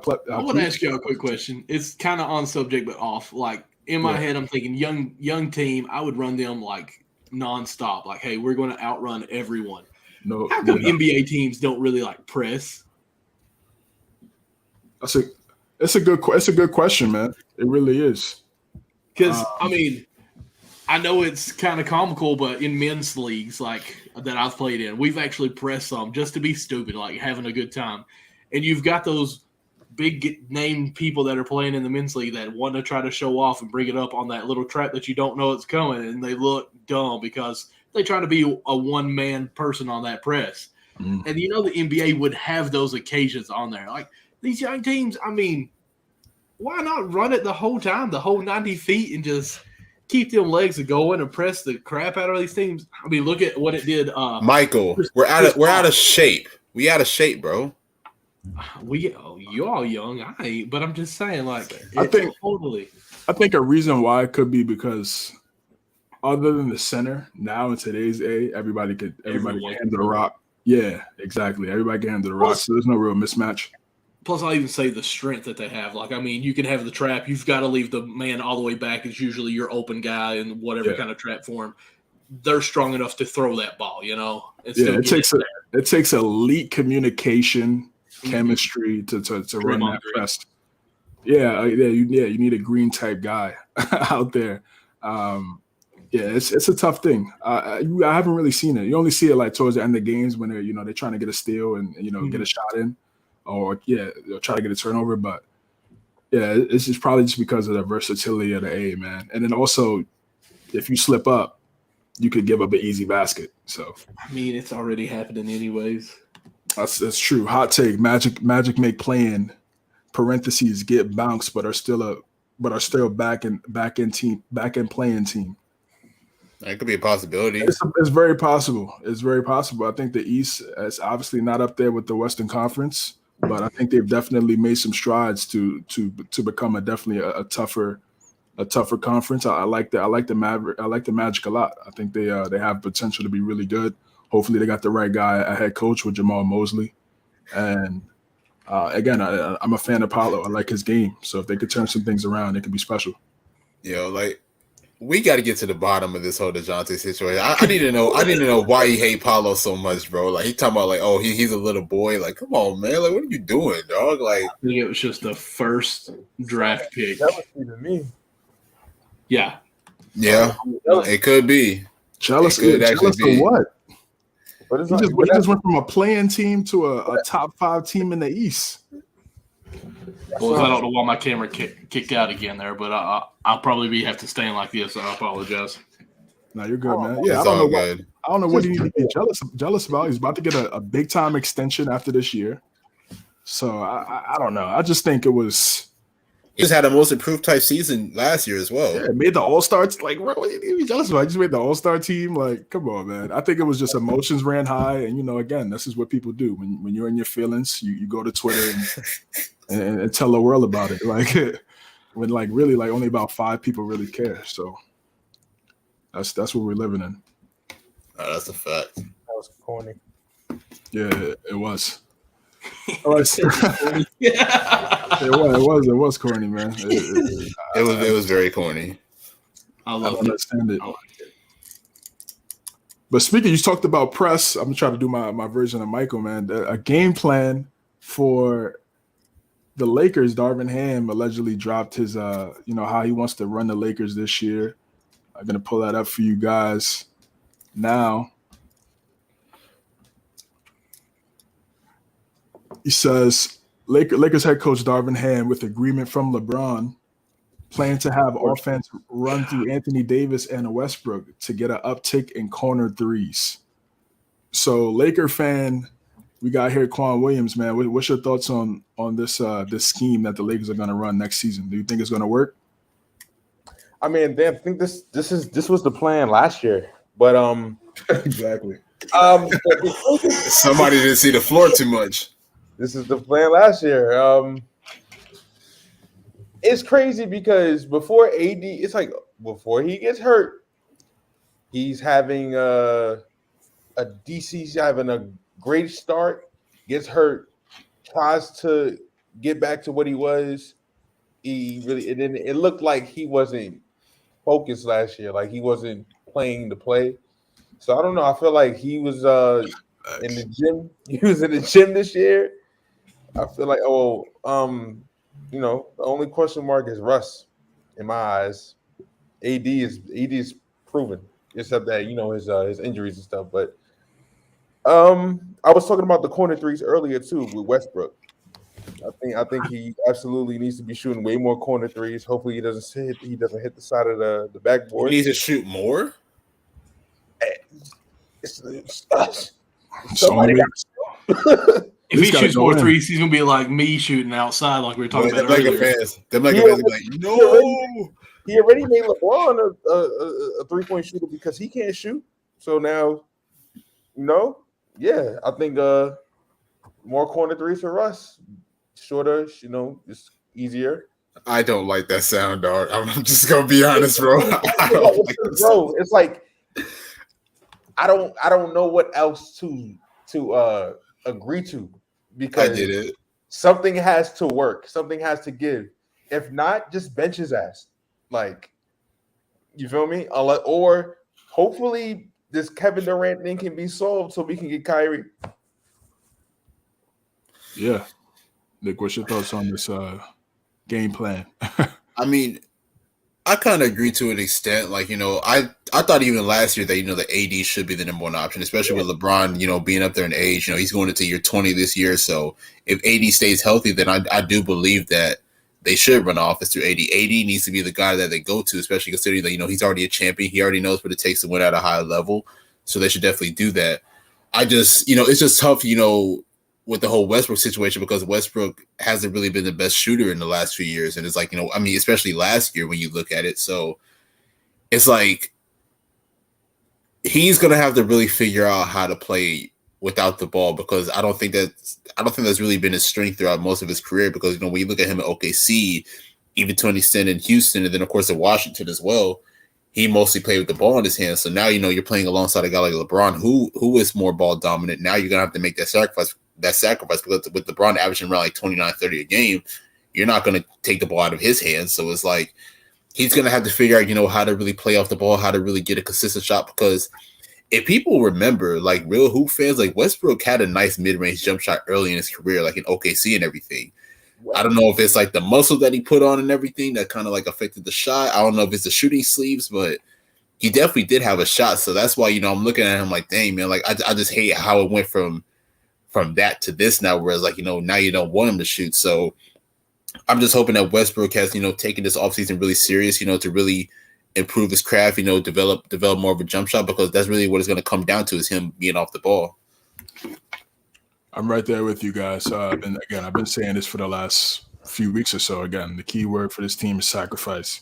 And everybody's going to have to sacrifice. It makes sense to run the offense through Anthony Davis because he's the younger guy out of the three, but you got to be available for the offense to be That's able true to as well.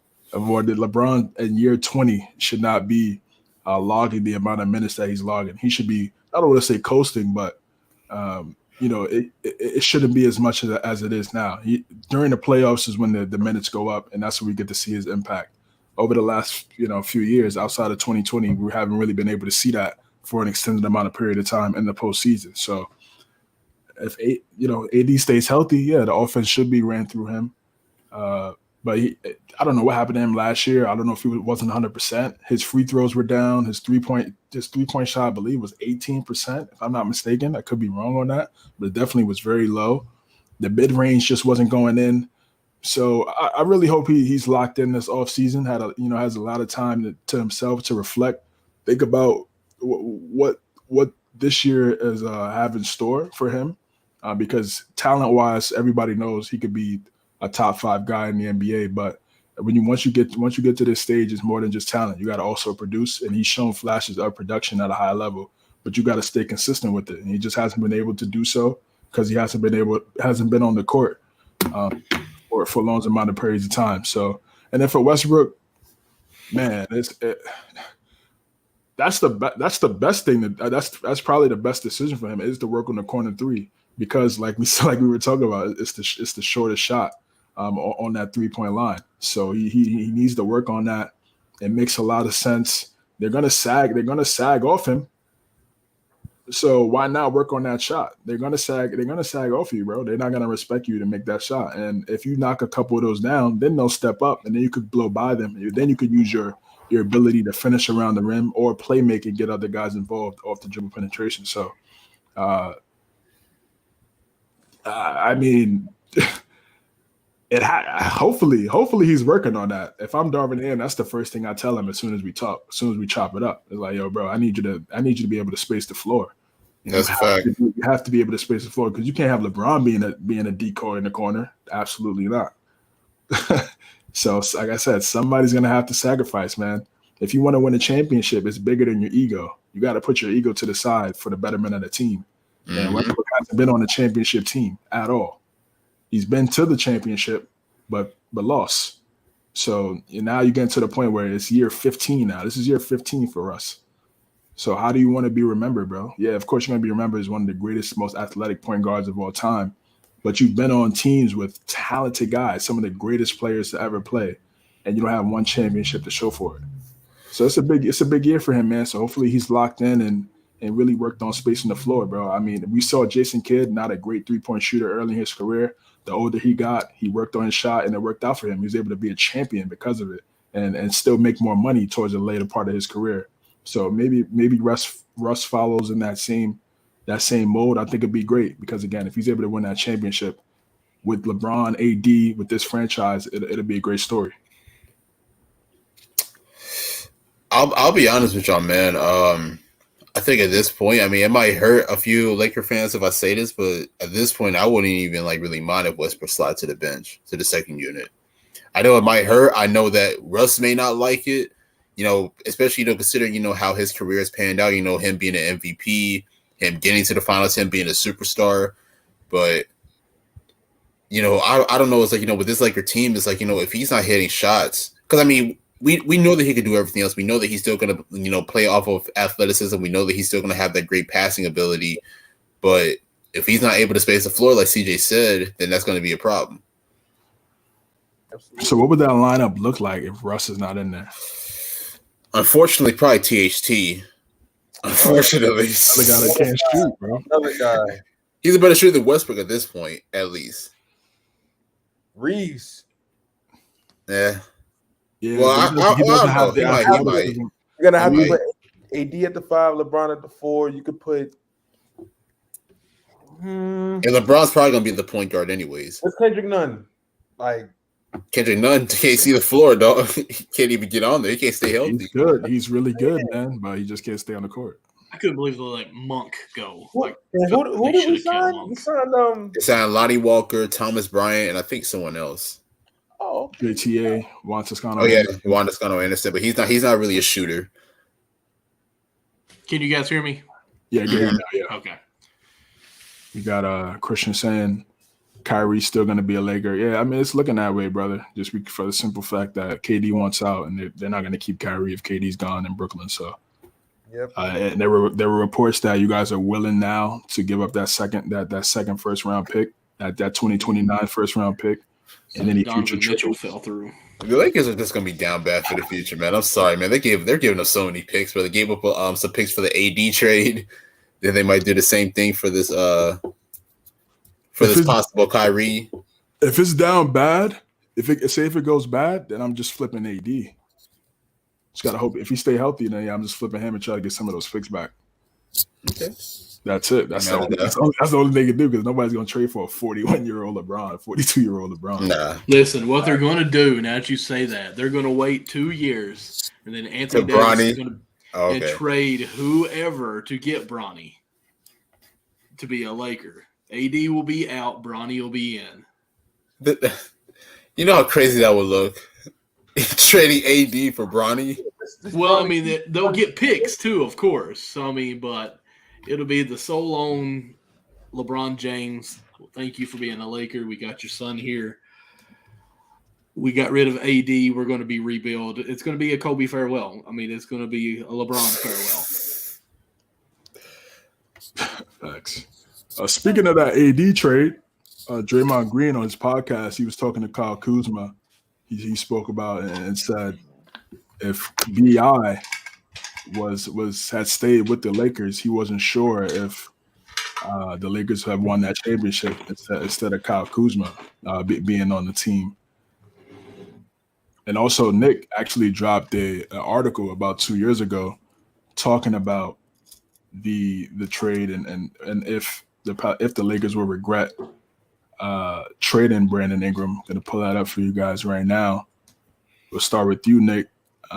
When you dropped this article, you know what was your thought process, and now here we are 2 years later, and how do you feel about everything now? Well, around that time frame that I dropped it, you know, obviously Ingram had the most improved type season. You know, I think he upped his scoring to around like 25 a game. He became an All-Star that year as well. So when you look at the circumstances, so here's the thing with Laker fans around this time, and it's so funny now because now when you talk to Laker fans now, it's like, you know, they want Brandon Ingram back. But around that time frame, 2017, 2018, Kuzma was their guy. Like Kuzma was the best player that they wanted to keep. Out of that young core, Lonzo, Brandon Ingram, Josh Hart, Kyle Kuzma, like that was the guy that they loved the most was Kyle Kuzma, which was deserved because, I mean, Kuzma did have a pretty solid rookie year and then, of course, year two as well. But I think a lot of people underestimated Ingram because, you know, Ingram wasn't, I guess, ascending enough, you know, to be a Laker per se. But I just remember that first year, you know, when LeBron got to the team and how well he and Brandon Ingram were able to flourish on the floor together. I think a lot of people kind of overlooked that. So now all of a sudden, you know, you trade him, Lonzo, Josh Hart, and a few picks to the Pelicans for AD. Obviously, they do win that championship. But let's just be honest, man. Kuzma really wasn't that great of a player alongside LeBron and AD. I mean, if we're going to be honest, I mean, I'm not going to say like all of his moments were bad, but at least from what I remember, he really wasn't that great of a player alongside those guys. I mean, I'm not taking anything away from Kuzma because now you see him in Washington, and now, you know, he actually had a pretty solid season there with the Wizards this past year. But I don't know. It's like, you know, when you think about it, like, you know, I can't remember exactly like what I wrote in that article, but I'm pretty sure I broke down, you know, the possibility of BI, LeBron, and AD. You know, how BI would have been able to take that pressure off of LeBron. You know, as far as being a playmaker, and LeBron could have just easily you know, been a scorer. Or, you know, or would have done anything else, honestly. So when you look at BI today, you know, how much he has ascended, you know, he had the most improved type season in 2020. And then this past year, the Pelicans made the playoffs. And then, of course, you know, he had a really good series against the Pelicans against the Suns. You know, it does make you look back and say, like, damn, bro, like, you know what I'm saying? Like, did the Lakers kind of regret doing this, you know, trading away a guy like Brandon Ingram and his caliber? Because now, like, you know, now all of a sudden, like, you know, you look years later, Kyle Kuzma's not there anymore. So it's like, I don't know. I'm seeing some comments here for some Laker fans. We got Christian. Dre's dumb with that. If you win a chip, no regrets. Elaborate, brother. Elaborate. No regrets what you give up. We got Unwrapped Sports. Commenting, no regrets. Kuzma was like a fifth-year senior. He better get buckets year one. Yeah, it's okay. We got Unwrapped again. They don't think Ingram would have developed like this unless he had the chance to be a number one in New Orleans. I agree on that one. If we kept BI, we would not made the Westbrook move. We would have packaged BI and picks and got someone else. Man, well, I mean, that sounds like a bad thing. Yeah, Kuzma. I get what Draymond's saying because Kuzma had to sacrifice. He had to be a spot up guy, and this is what you have when you play with LeBron James. You have to be a spot up guy. If you're not the second guy, if you're the third guy, you got to play spot up. Kevin Love, Chris Bosh. It's just what it is. If you got to be able to shoot the ball because you're not going to have the basketball in your hands as much as you were if you were that guy. So in BI's case, BI was more of a even though back then he showed flashes But then once he went to New Orleans, I think he definitely really took off. He definitely took off, and like you said, he won MIP and started to play well, made the All-Star game. So he was more comfortable in his role, and he had some young, really good teammates too with Ball, like you talked about. Hart was there, and of course Zion. So for Kuzma, I don't think you can't regret it because you won a championship. If you win the championship, then you can't really say it was a regret. But they said we got another Buddy Hield should have been a Laker twice. Facts. Yeah. Facts. Yeah, but again, it's just those picks. That's you guys were reluctant to giving up those picks. Honestly, he's still an option right now, to be honest.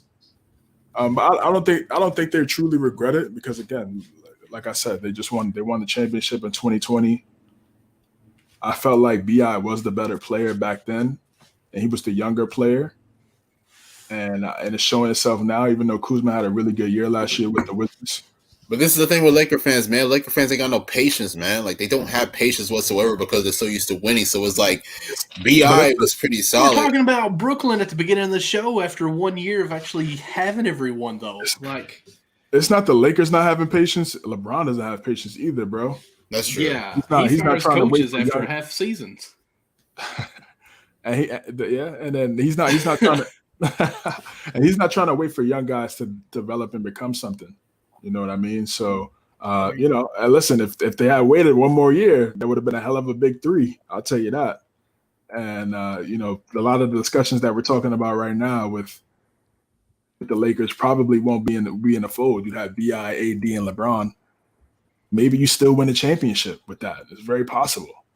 But BI and then maybe in that first year with them together would have had to just be a spot up guy because he would have been the third option. And then maybe by now it maybe might have shifted a little bit where they're kind of just playing off each other, and it would have been more of a seamless transition where they're playing more free basketball because they'll start to see the type of talent that Ingram had. And Ingram's much younger. And then truth be told, I don't even think David Griffin, he was going to take BI just because BI was younger and the upside was there. It was just he wasn't going to take that. Was a smart move. That would have been a robbery if they were able to keep BI and still have Anthony Davis with LeBron, because everybody saw what BI could have what had the potential to be. Just what a couple was another year of development. So I think no regrets.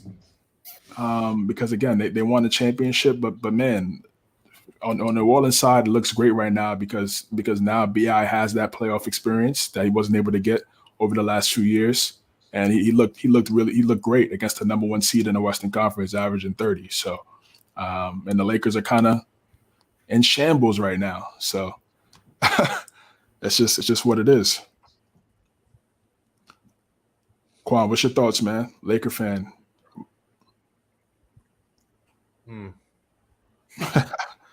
We got a question here. Rams win, Dodgers win, Lakers got to win. Lakers got to do their part. That's the fact. They had to win it for Kobe that year. It's rigged. It sucks that we didn't get a parade. Shut up, Michael. we didn't even get a parade. That's the crazy part. But whatever. Hey, that's a little aggressive, by the way. I'm sorry. DeJounte Murray got the best of me. Yeah, I could tell. You still can't figure it out? Yeah, bro.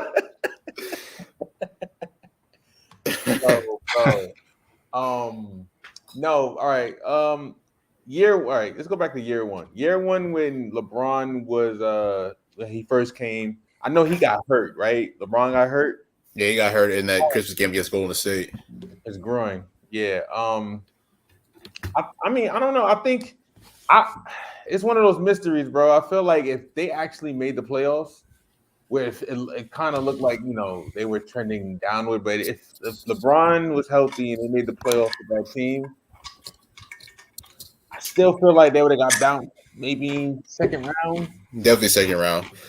maybe second round. I mean, you also got to think too. Like before LeBron got hurt, they were like the top 4 seed in the West at that time. Yeah, that is true too, and they just couldn't maintain at all. Like, I don't know about it. I just feel like Brandon Ingram would have never got his moment to become what he is now if he didn't get traded. The same thing with Lonzo going to Chicago. Like even though he's hurt, there's another person that's hurt too. His upside got shot down pretty much with the injuries. It sucks too. Yeah. So I mean, we like I get what you're saying. I know it's a valid point, but you gotta remember when LeBron went to Cleveland, Kyrie, he was a young player, and he capitalized on that moment. I think it could have definitely been the same thing. It could have been, but just Kyrie. No, but it wasn't Kyrie until they went to the finals and he started playing well in the playoffs. That's true too. You know what I'm saying? That's when he became Kyrie and what they did against Golden State. So I guess LeBron didn't see that type of potential maybe with BI. I think BI just wasn't healthy enough at that time for him to have a lot of confidence, and and Clutch. AD was represented by Clutch Sports. LeBron's represented by Clutch Sports, and they just made it happen. True. And it definitely could have been that way. I also will blame Laker fans too. I feel like Laker fans absolutely had a part in saying, "Oh, his game is developing too slow, or his game is too slow. It doesn't match up. The Lakers need to move the ball around." Like, BI's game. He's a face up. He's a post up face up guy. Who's a post up face up guy that played for the Lakers for years? Kobe. Man. Of course, Bean. Kobe. Yeah. So boys, I'm gonna say this, and I have to admit this. Sorry, I did not know Bean was his middle name. I thought it was a nickname. I apologize. Yeah, he got it from his dad. His dad's nickname was Jelly Bean. Joe Jelly Bean. Yeah. Facts. Yeah. So it's like Brandon Ingram's game. Like it got shades of Durant. It had shades of Kobe in it, in my opinion, because he loves the post up. Post up game is straight up BI every time. Like I just feel like Laker fans and front office weren't patient enough to want to sit there and be like, all right, let's give him one more year. Let's not trade him. But I feel like, got shades of. And I was telling Laker fans too. I was telling Laker fans at that time, be patient with Ingram. Everybody's like, nah. He's out here dropping 30, like not all the time, but he had some games where he could take over the game for you, like, and it just had to be LeBron. It was cool. It was the young guys. Like, I blame LeBron too. LeBron, LeBron wants to win now. But he's earned that right to say that too, for how long he's played in the league and all them years he's played with that trash ass Cleveland team in the early 2000s. So, yeah. So rest of the teams in the East were trash too, though. What about Boston? Boston won a chip, bro. Boston, Detroit. That's why LeBron left Cleveland, though. So Orlando. Orlando. Orlando was great, but were they really great? They made the finals. Great. I know. Turkoglu, Rashard Lewis, Jameer Nelson. For them, that should have been LeBron versus Kobe that year, man. We got. It would. Oh yeah, definitely 100%. Can we? Let's be honest. That Orlando team was good because they just bought into the system. Like it was almost like, to me, I'm going to say this. But don't hate me. Their system was perfect. Like they had a dominant player in the low post, Dwight Howard, but they surrounded him with a bunch of shooters. Rashard Lewis, Turkoglu, Jameer Nelson. That team wasn't great or anything.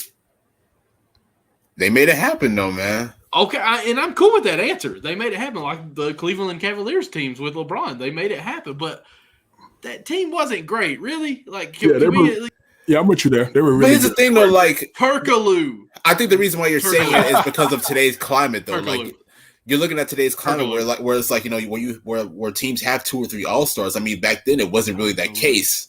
Like you know what I'm saying? Like LeBron didn't have another All-Star behind. He had to be sedated, bro. Remember? Turkoglu. Oh my God! We're not even gonna bring that up. We're not bringing that up at all. We can't do that. I respect LeBron too much to bring that I up. love I'm my boy, sorry. man, but he. Yeah, the guys around LeBron back then in Cleveland, he just needed one more solid guy during that. Because who was that big white guy?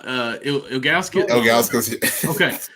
Like, honestly, he wasn't good, but he was before his time with the shot as a big guy, and it worked well with LeBron because every big man could not cover that much range. And LeBron would get a pick and go to the hole. The bigs always cut the penetrator off, LeBron off, and Iggy would just – I'm going to say Iggy, even though that's definitely not his nickname. I'm sorry for that disrespect. Ilgauskas would sit there for that free throw at the top of the key shot and make it. Technically, it was unguardable. UCLA's done that to UK for the past 2 or 3 years that we've played them. I've actually tried to come up with a way that you can actually manipulate your defense to double team the pick and roll and have that covered. But anyways, it was just they ran the system right and they made it work. So, I mean, to say that the Cavaliers, we always say that those teams were trash, and Quan, I'm not saying that you're wrong on that. The whole East kind of was, but they had the personnel that they wanted and made it work. Now, of course, they would want to upgrade, but they had the execution of what they needed with their lineup and looked good. Snow was a good player. He was all right, yeah. But that's the thing, though. Like, I think you're looking too much into like today's game, where it's like you have 2 or 3 all-stars on your team. Like back then, 2007, 08, like that was a different NBA. Like, you know what I'm saying? Like before super teams happened. I'm with exactly. you. The West had 2-3 guys. They had Shaq and Kobe. They had Shaq and Kobe. They had Tim and That's Tim why and they Lonnie repeated and 3 Tony times Parker. in a row, twice, I think. I'll give you that. Nash and Amar. The West had all those guys, but the East, yeah, I'm with you. The East didn't have that. I guess the Nets. I'll go back with the Nets. I'm sorry to interrupt you there. You don't see when I'm about to speak because of this beautiful camera that I have. But like Jason Kidd made the Nets when Vince Carter came over. And I mean, you had Jefferson there. I really like the Nets back then because Richard Jefferson was not like up to like superstar like. Exactly. Level. That's what I'm saying. No. That's what I'm getting at. Like the Nets were always at that level to make it to the finals, but really they weren't a great team. It's just Jason Kidd would carry everyone on his team and just throw it at the rim and someone would be there. The East wasn't really stacked teams. It was all weak teams that just had to go up against the Lakers or the Spurs. Yeah, I'm with you, bro. I mean, until LeBron really, established himself as that guy in the Eastern Conference, the other teams, he really didn't have the type of battles in the East. I mean, the Pistons. The Pistons. Miami. It wasn't. Those guys were pretty much on the way out by the time LeBron really hit his stride. What are we talking about? The Pistons. Oh, yeah. Billups, Tayshaun Prince, and the rest of Rip Hamilton. Rip Hamilton, yeah. Ben Wallace, Rasheed. yeah. So those guys, it took a while, but I just think it wasn't that. That's why LeBron was able to go 66-16 in one of those seasons, despite not having an elite guy next to him. He also didn't really play that well though in some of those series, though. Well, I mean, yeah, because this is what I'm saying. It's easy to game plan because there's nobody else out there that's really true. That's why the Mavs were able to do what they did in that finals. You just play zone. Quam, just so you know, I am a LeBron hater if you haven't noticed yet. Yeah. And a lot of times, like the comparisons, like, well, Michael didn't have these teams that LeBron had. Well, LeBron's teams that he went against in the East, I've always felt were just as bad as his Cavaliers team, and I feel like it's something that always gets overlooked in his argument there for like, oh, he doesn't have the rings. Well, I mean, are you talking about the teams he's faced like his earlier years, or the teams he's faced when he was on Miami or Cavaliers 1.0? Okay, so let's break it down. 07, he faces Detroit. Like, I don't consider Detroit. I mean, I know that they were like a little bit older, but I don't consider them like a bad team. Like Billups. No. But do you consider them like an all-star, an elite team, like the Miami Heat? Yeah. Defensively, yeah. Remember, like I think they took Miami to 7 games with that D-Wade Shaq team and those guys. Yeah, they beat them. Yeah. They won the finals. Yeah. But I don't know. I like that team because they're nothing but defense, and that's what I always like as far as coaching or any kind of schemes like that. But they weren't all stars or anything like names that you'd be like, hey, this is a great person. Like Rasheed Wallace, yes, he was a great defensive player and he could shoot the three, and it worked well with that team. He was a good player. But, like, are we going to say, like, wow, he's a Anthony Davis on this big three? Like, Pistons. Yeah, they were like you said, they had a team of a bunch of really good guys. Chauncey was. The gods loved them, and they had Larry Brown as their coach. Yeah, Chauncey Billups was clutch. Rip Hamilton. And I know it's back in my generation. Y'all may not know it. What was that pick that they took that boy he's on a Darko. I already know where you're going with it. Man, what a waste. They would have took Melo. He got a ring. Yeah, he got a ring. Yeah, he got the ring by I think Pistons players said like they would have not gotten a ring with Melo. I think it was Ben Wallace. I think it was him that said that. Yeah, I disagree with that, and that would have been. I do too. That would have been a beautiful rivalry between LeBron and Melo in the East. That would have been some. What would you say? I don't know, because where would he have played? Like, who would have not played on that team for Melo? And I know Melo's more of the best, but I'm putting Melo over Tayshaun Prince. That's my opinion. But see, Tayshaun was the defensive guy on that team. At that time, and I love Tayshaun. Like, because Tayshaun was a sleeper. Even the coach would talk about, like, we wanted Tayshaun at this early pick, but we knew no one was looking at Tayshaun Prince because he was tall, lanky, didn't really have muscle tone, left-handed. People overlooked his defensive-minded. Or just make Melo the sixth man. No. Who the sixth man? Melo on that team? No way. You're going to draft Melo ahead of Tayshaun Prince and make him the sixth man? No, Tayshaun wasn't a part of that draft. He was. He was part of the 03 draft? I don't think so. No, Tayshaun Prince? He was already on the team. That's what I'm saying.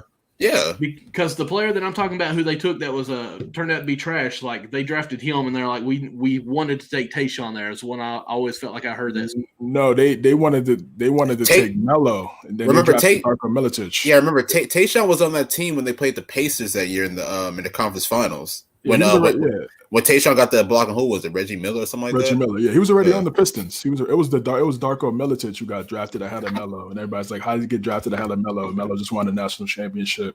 Mm-hmm. But Melo was, I think Melo on that team, it would have been perfect for him. It would have been perfect for him because he would have went to a really good team.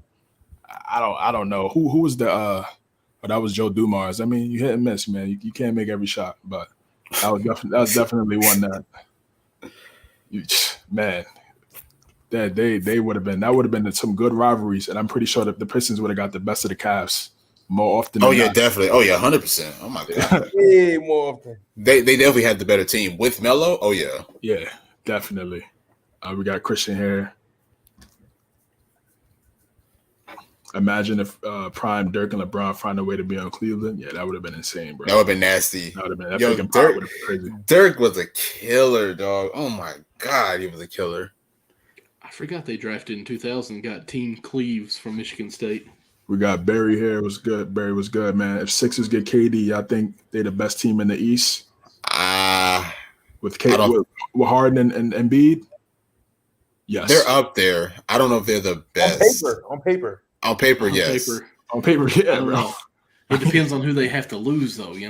But again, personalities. That's my thing, though. Like, if you got to give up Maxey, Tobias Harris, and a few other, or maybe some picks or whatever, like I don't know. Because Maxey's really ascending as a really good player. Where'd he go to college? Oh my God! Here we go again. Yeah, they're gonna give up. They're gonna give up Tobias, Maxey, Thibault, like Quan was saying, and obviously some first round picks. But to me, what I've learned in these last couple of years, it's about the relationships, man, and the connections. We could play exactly camaraderie. We could play this 2K22 everybody team up type thing, but in the real life, you got egos. People are getting their feelings. They see it out there in LA. Doc Rivers, I ain't gonna lie, he's not the best. He's not. Nah. When I talk about coaches being therapists, not the best. He was still the coach of the Sixers. Oh my God. Them in Boston, yes. He won't be past this year. Milwaukee's gonna be up there. Milwaukee's gonna be up there too. Milwaukee's gonna be up there, but I mean, if in a 7-game series, I'd have to look at the rest of that Sixers roster because, like you said, they would obviously get. The team is going to get gutted because getting KD, you're going to give up a lot. Mm-hmm. Do you think they trade Tucker in that pick trade? No, they No, don't. no. They just I got don't think so PJ. either. Yeah. I don't think the Nets wouldn't even want him. They wouldn't even want him. Because that he'd be in a different direction of what they're trying to go in. They'd be trying to rebuild. You got a 37-year-old 3-and-D power forward. That wouldn't even work out. I don't know. See, I don't think they're going to be that bad off. If If what? the Nets, when they trade KD, because they're going to be trading Kyrie right after that. Like, Hey, I don't Cam Thomas, #1 option. I'm calling it. It's a lot of shots for the boy, man. I'm lot. just saying, like, I feel like the Nets would be in a great place when they get all these picks. Like, they're going to be the Boston Celtics of the future. Yeah, but you gotta hit 2 home runs like that, and that's rare. Right. Yeah, Well, I mean, from the Lakers, who would you be trying to get to build around? If Kyrie goes there. Oh, what you mean for the Nets? Yeah. If I'm the Nets and I'm trading Kyrie to the Lakers. Right. I'm sure Westbrook's got to be a part of that. Yeah, Westbrook. Yeah. 3-team trade. So you're going to get Westbrook. Yeah. Do you think you'll get a pick? Yeah, of course. That's what they want. They're talking about 2 picks, is it? So you're going to get 1 first round, maybe a second round pick for Westbrook. So you got Westbrook, who can obviously lead a team by himself. Who knows how far, but he can lead them. So you're getting Westbrook, and then you're going to possibly match him up with Maxey. Who else did we say? Tobias. Thibault. That's a playing team, brother. I don't think Russ ends up. I'm not saying that they're winning it, but I mean they're not bad. What'd you say? It's still going to be a good team with some picks. I think Russ ends up in San Antonio. Yeah. You got to be. I don't know. You got to be a 3-team trade. It doesn't work. I'm not really a big fan of that. I ain't gonna lie. I don't think unless those picks are involved, nobody wants Russ. Unfortunately, man. Like Those first round picks. They already said like it's no way Brooklyn can trade Kyrie to the Lakers straight up. Like 2 teams. It got to be multiple team trade off rip. I'll admit, like if a team like Indiana or somebody would get involved, then I was just about to say that. Yeah, the Indiana's Pacers playing with the Lakers. They don't like the Lakers. they want the picks, bro. You're not trying to give up 29 first round. That 2029 first round pick. Y'all just want to give up 2027. Who on the Pacers? Buddy Hield. Y'all need spacing, clearly. Buddy Hield, Desperately. Halliburton. Nah, I Feel like wouldn't. cats as well. Yeah, he's already been traded once. I don't think he's. No, they wouldn't. Buddy Hield was traded as well. But Pacers wouldn't trade Tyrese though. That would see make that. sense. Yeah, they want to have them as a future. Okay, Westbrook to the Bucks. And Hield makes sense because they just drafted Mathurin. So Yeah, that's true. You want to keep him. You want to make sure he gets as much playing time as possible. So that could definitely be a possibility. I could see a 3-team trade with those 3 teams. We got Barry here again. KD, Harden, Joel, unstoppable. Nobody's stopping them. Only thing stopping them is their emotions. And Doc Rivers. And Doc Rivers, yeah. I'm sorry. If they get in their feelings and they don't want to, and they don't want to play when they want to, and the chemistry's not going down, then it's going to be clipped, bro. But yeah, I mean, of course, on paper, that's definitely unstoppable, no doubt. I see it now. Harden throws a pass to Joel, and he doesn't expect it because Harden never passes. He breaks his finger, does something to his hand. He sits out for 4 years. This thing's done. We got a potential trade here from Unwrap. Russ THT 2 first. Let's call it a day. I guess To Brooklyn? for That's Kyrie. Brooklyn? That's what Brooklyn For wants. Kyrie.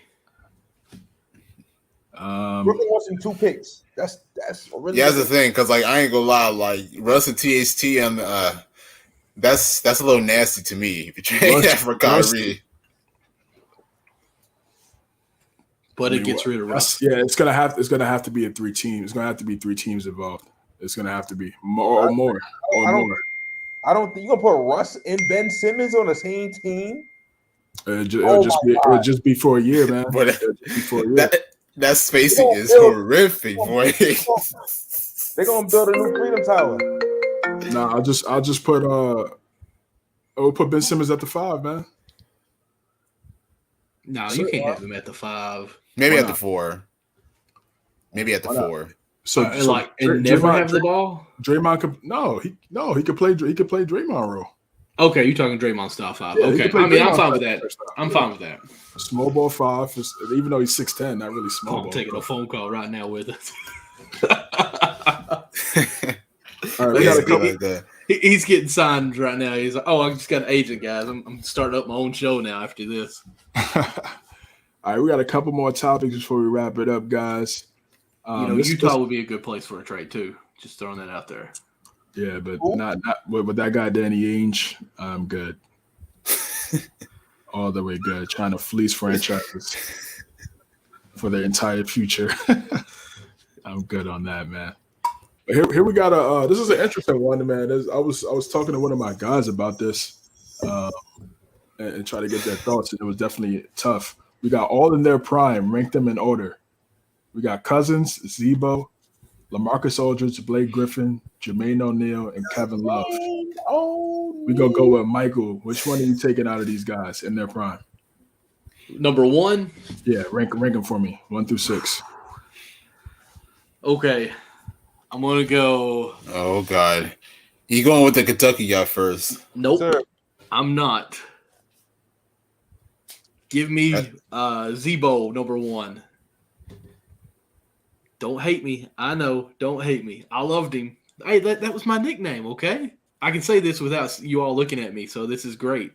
I'm going to go Cousins 2. I'm going to go Blake 3. I really want to go Kevin Love here at 4, then Aldridge and O'Neal. And Nick. crickets. Nick, here you go. Now we're gonna review them after. Actually, now let's review it now. So you got Zebo 1. No. I want to hear everyone, so nobody can okay. change their list when All y'all critique mine.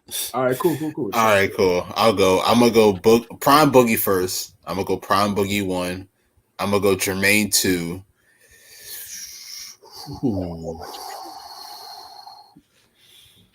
I might. Dang, what is tough? It's tough. No, it's I'm gonna go K-Love 3. Like K-Love in Minnesota, definitely something special. Baller. Definitely. I'm gonna go. Golly, but it's kind of hard. I'm gonna go Prime Blake 4. I'm gonna go LA 5, and I'm gonna go Zebo 6. You got my Zebo at the last? I love Zebo, man. You can just tell your age. I'm just saying that. You can just tell your age. I got Jermaine O'Neal number 2. I don't care. Quan, what about you, man? I'm gonna go Prime Boogie 1, Jermaine O'Neal number 2. I'm gonna put I'm gonna put Blake at number 3. I'm gonna put Blake at 3 because Showtime LA. It's fine. A lot of people forget Blake Griffin had an MVP caliber season one year.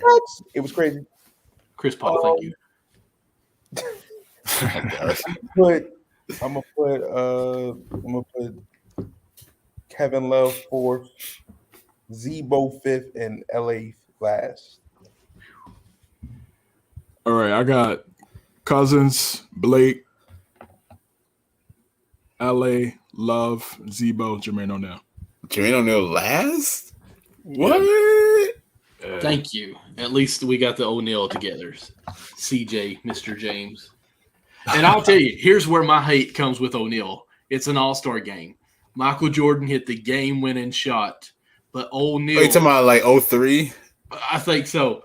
And he fouled, I think it was Kobe, and he made the free throws on the three-pointer. Like, Kobe had no chance of making it, and he got to shoot the free throws to tie it back up. Like, all he had to do was not foul. You're in an all-star game, and you foul on a three-point shot to lose, basically, Michael Jordan's last year walking out all-star win in the game.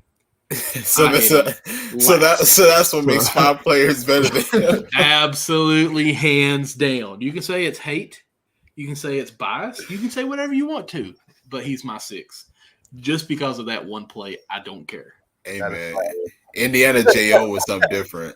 He was really good. He was special. I got Cousins 1 because he was so talented, man, and he could do it. He was doing everything Jokic was doing. Oh yeah, Boogie, Prime Boogie was a monster. Back in 2010, it's just the Kings, so just a poverty franchise back then. So that was, we really couldn't get to see him in the playoffs during his prime. It's unfortunate. And then once he went to New Orleans.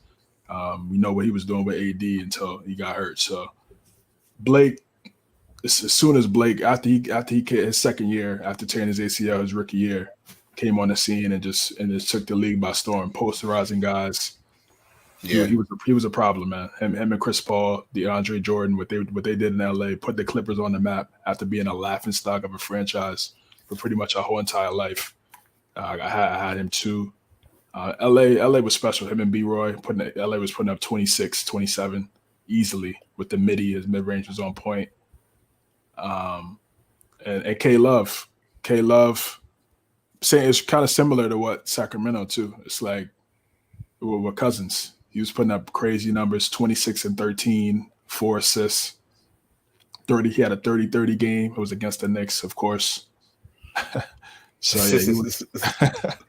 yeah, he was a problem in Minnesota, and then Z-Bo, obviously, even in Portland, he was really good. When he was with the Knicks again, they traded him. Isaiah Thomas traded him away. What are you doing? Him and Jamal Crawford. Those in poverty years with Isaiah. Man, let me tell you, bro. Oh man, yeah.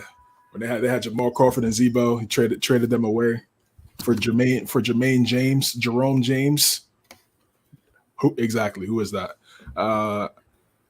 So I got Z-Bo was special, lefty. We talked about it earlier. I was a big fan of his game. They went to Memphis, him and Cassell, what they did in grit and grind years. Special player. And then Jermaine O'Neal. I mean, it's a tough list, but what he did in Indiana was great. He was a problem too. He was really good.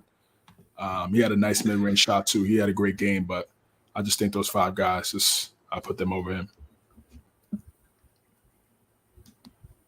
I'm upset with the Z-Bo hate in this group. I Z-Bo hate. I mean, we got to enjoy him in New York, like watching him play in New York. Like he played hard, To me, the ball went through him always. And with Mark Gasol on the team too, like it was 2 twin towers. I mean, it was 2 towers, obviously not 2 twin towers down there, and he was still able to dominate. Like usually 2 big guys like that, it's going to get congested, I always felt like, and one or the other wouldn't be able to do good. Like they still made it work with the 2 guys and Mike Conley. So he was awesome. There he was. Nick, you need to go do your report. So I'm gonna ask you this. So is the reason of putting Z-Bo ahead of DeMarcus Cousins is because of that one situation where Z-Bo was like, in my hood, bullies get bullied? Oh yeah, I remember that. Maybe no. I love Cousins. I didn't want to be biased and put him first. I do think a lot of his stats, and I guess you could say I'm hating on this, are inflated a bit because the teams are bad. Like his 20 rebounds a game. Like, I mean, some of those rebounds, like he would miss and just be right there tapping it in. I'm not saying he was trying to pad his own stats, but like some of them were just like, okay, like that was ridiculous. I can't believe that was even a shot because your team sucks so bad. Well, like, I mean, they were he was the offense on that. Cousins, his attitude sometimes. I hate when players get texts. Like, we've talked about this before. NBA players get texts all the times. Then the NBA player goes to the Olympics and never gets a text. Like, how does that happen? Obviously, you choose to have that bad attitude. Shut up. That's how I feel about it. Because, to me, you've got kids watching how you play, and you're supposed to be a mentor to them. So that's me as a father, my age on there, I know. So I just always hated his attitude as far as that. Yeah. I was just looking at talent. But those I'm not looking at anything else. Yeah, I was going on just talent wise. What he was doing, man, it was just unfortunate that they couldn't put a team around him, man. That's true. I figured y'all would put Aldridge up a little bit more. Aldridge has a nice mid range. He was a nice mid range scorer. He was a bucket. Yeah. That midi was automatic. Him and Lillard, him and B-Roy, they were definitely special. They were special. Even when he was at Texas, I remember watching him. He was definitely a bucket. So, but I don't know. Like, I don't know if I could put it over like a 30 and 30 Kevin Love or athletic Blake Griffin who could do everything, like hand the ball, pass the rock, and everything. It's kind of tough. Blake, underrated passer, man. Definitely. I don't think people really get a chance to really appreciate Blake in his prime, because Blake in his prime was something special. At all, bro. Because it's probably because once that whole thing with the Clippers came out, it's like all of the things they accomplished, even though it wasn't a championship, it just got washed away, bro. It's like Chris Paul just destroyed it all.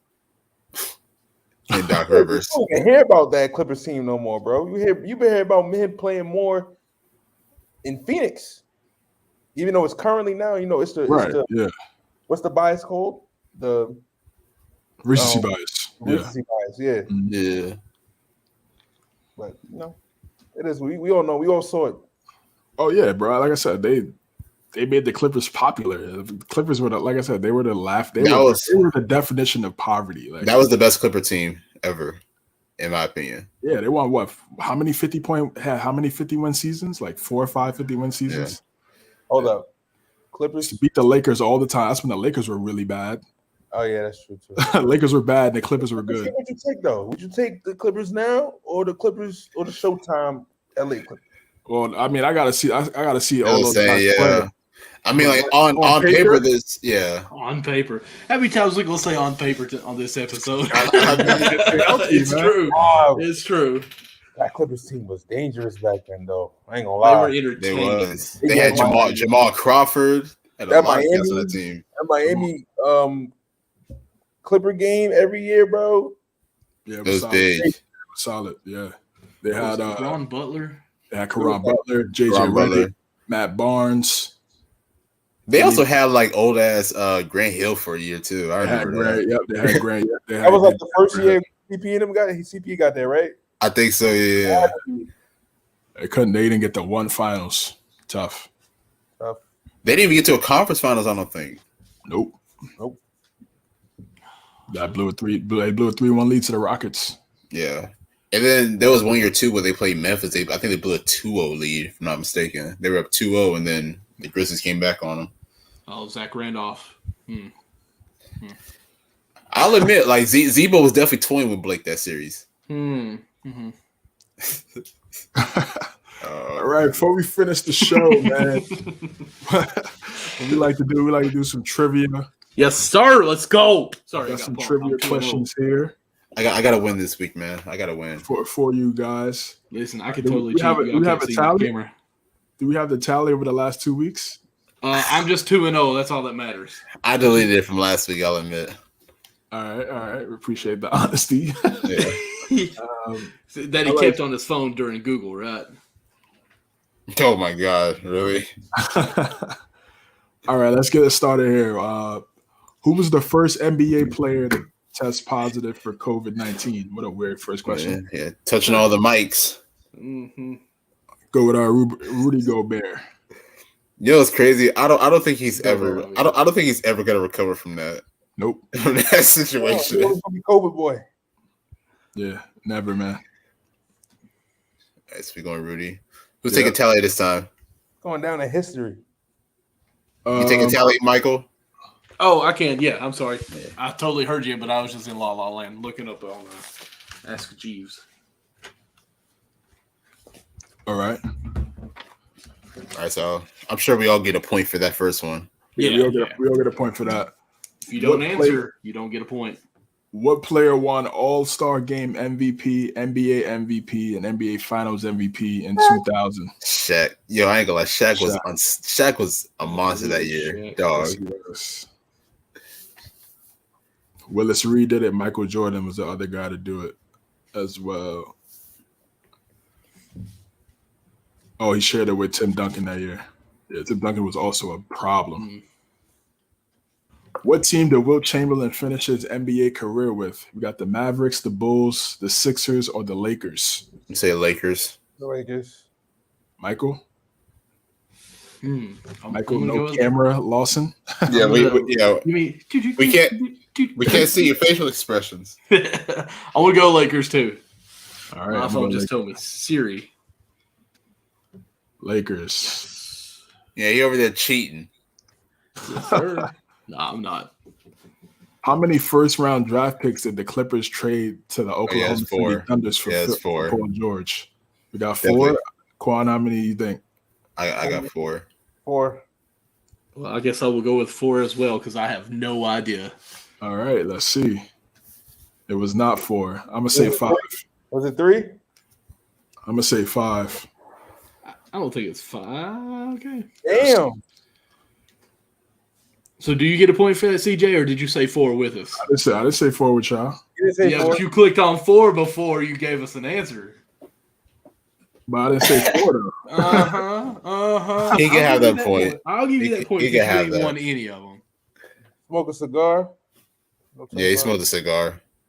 Smoked a cigar. Smoked a cigar. Fred Auerbach often do when victory was assured. Yes, he did. Smoking that pet. Who was the only player in NBA history to record more than 200 blocks and 200 steals in the same season? I'm gonna say assuming, I'm gonna say Akeem. Akeem the Dream. We got 4-0 for Akeem or Michael. I'm gonna go Scottie Pippen. No, I'm gonna go Hakeem. That's what I have to say, bro. What jersey number did Carmelo Anthony wear during his Denver Nuggets career? 15. Number 2. I was playing 15. 15. That was easy. What are the Dallas Mavericks named after? I don't know that one. Ooh. I'm gonna say a novel. TV show. I'm gonna say musical. I'm gonna go with TV show as well. All right, let's see TV show. Let's see. Really? It was. Wow. Maverick. Wow. Well, they even made a movie on it with Mel Gibson. This is That sounds more realistic. 57-62. Sheesh. Have y'all ever seen Maverick the movie? I have not. Came out in the 90s. Mel Gibson was the guy. His dad actually was the Maverick from the series. Sorry, guys. A little knowledge there. All right, well. Hey. Who was the first player to lead the NBA in assists and steals in the same season? I'm gonna go Lenny Wilkins. I'm gonna go Lenny Wilkins too. Are y'all saying that because that's the only name you kind of recognize the most? Yeah. Mr. Hayward. I know Fred downtown. Fred Brown. Yes. Spencer Hayward. You know what? I've got to gain a point on CJ, so we'll go with Fred Brown. Okay, Quan, who you got? I said Lenny. Oh, you got Lenny? All right, let's see if it's Fred. It's not Fred. Is it Lenny? I went with Lenny too. Not Lenny. Oh. Hey. Haywood? It's got to be Spencer Hayward. Yeah, it's got to be Spencer. No. It's got to be Watts. It's got to be Watts. Slick Watts in 1975-76 season. Wow. Dang it. Would have never got that right. He's one of the first NBA players to shave his head. The hell? Wow, that's a random stat. How many postseason games did the Philadelphia 76ers lose during their 82-83 championship? 1. Was it 1? You tell me, man. I don't know. He said, "You tell me." We're competing here, man. We get cutthroat, boys. We were on teams. You know what I'm saying? I'm gonna say 3. I really don't even know. I'm gonna say 1. It's such a weird question. I'm gonna go with 1 as well. It's like those 0 foul out game. Now I know. Oh yeah, this is 1. So they were the 0-1 Lakers before the 0-1 Lakers. They're one of the great 82-83 Sixers, one of the greatest teams ever. All right, let's go to the second page. 10 more questions before we wrap it up. Right now, CJ, you're ahead of 1 over me and Quan, and Nick, you are 3 behind. Of course I am. Against which team did the Indiana Pacers double their opponent's score? Ooh. What? I don't know this one. I guess Portland. Okay, Nick going with Portland. I'm gonna go with I'm gonna say the Timberwolves. Quan, you got. I'm gonna say the Timberwolves too. I'm gonna say the Timberwolves too. I'm gonna go with the Nuggets because the Timberwolves back then. I mean, they had Sprewell, right, and Garnett. Oh, I mean, I'm thinking the '90s when the Pacers. They don't even say a year. So. Yeah, that's the thing. Like no one knows. Yeah, I guess it could have been. I don't know if it's the Reggie Miller team. I don't know if it's the Paul George team. Paul George, yeah. But if OKC is on here, then they got to be in this era, maybe. You would think, yeah. I mean, I'm kind of with you with the Thunder, but I'm gonna go with the Nuggets. All right, let's see. Is it the Nuggets? It is not. It's at the Timberwolves. Okay, It's got to be Portland. It got to be Portland. Is it Portland? Yeah. Blazers, Nick catching up, man. 1998. That's a 98. Oh, Wow. shit. 124 to 59. Sheesh. Whew. That was bad. Oh, All right. Which player holds the NBA record for most assists in a single game? John Stockton. Scott Skiles, 24. Yeah, Scott. Yeah, it's Scott. Well, no. Rondo had 24 too. I'm thinking Rondo in the playoffs run, dude. Y'all tell me, man. Rondo had. I'm gonna go Skiles, man. It might be Scott Skiles, bro. I'm going Rondo. You going Rondo? Yeah. Okay, I'm going to use it strategic. I am up there. You're with taking a long time to answer that, man. What are you doing? No. I'm going with you, Skiles. I was explaining it because I'm going to try to stay with you, not fall farther. Bro, he's cheating, bro. Like he can't see his screen or nothing. That's why he takes so long. Who you going with? Scott. All right. It was 30 assists. I said 24. Sheesh. Yeah. Oh my god, I should have known that. Shout out 2K for looking at NBA records back in your my career. Yeah, like that's the thing too, because like I'm a my career player. I actually ended up breaking the record for most assists. Yes, sir. How many overtimes did the Rochester Royals and Indianapolis Olympians play on January 6, 1951? I'm gonna say 6. Oh yeah, I'm gonna go with 6 as well. Quan, who'd you go with? I'm gonna say 6. Yo, you just go with everybody. I'm gonna be the odd one. I'm the odd one, so I gotta go with something. I'm gonna go with 5, but I think it's 6. It's just a weird 5. one. It is not. It's gonna be 6. Yes, it is. 6 overtimes. All right. Sorry to catch a pattern here, boys. Who was the only broadcaster ever ejected from an NBA game? Whoa. Hot Rod Hundley. It only makes sense for a hot rod, right? I don't even know the other two, Mike Rice and Bill, whatever. Sean. Only. All right, I'm gonna go hot rod. Yeah, I don't know. I'm gonna go Shonley or whatever his name is. All right, Quan, you going with hot rod too? Yeah, it makes sense. All right, it's just Shonley. It is not. Is it hot rod? It is not. It's Marv. My goodness. Is it Marv?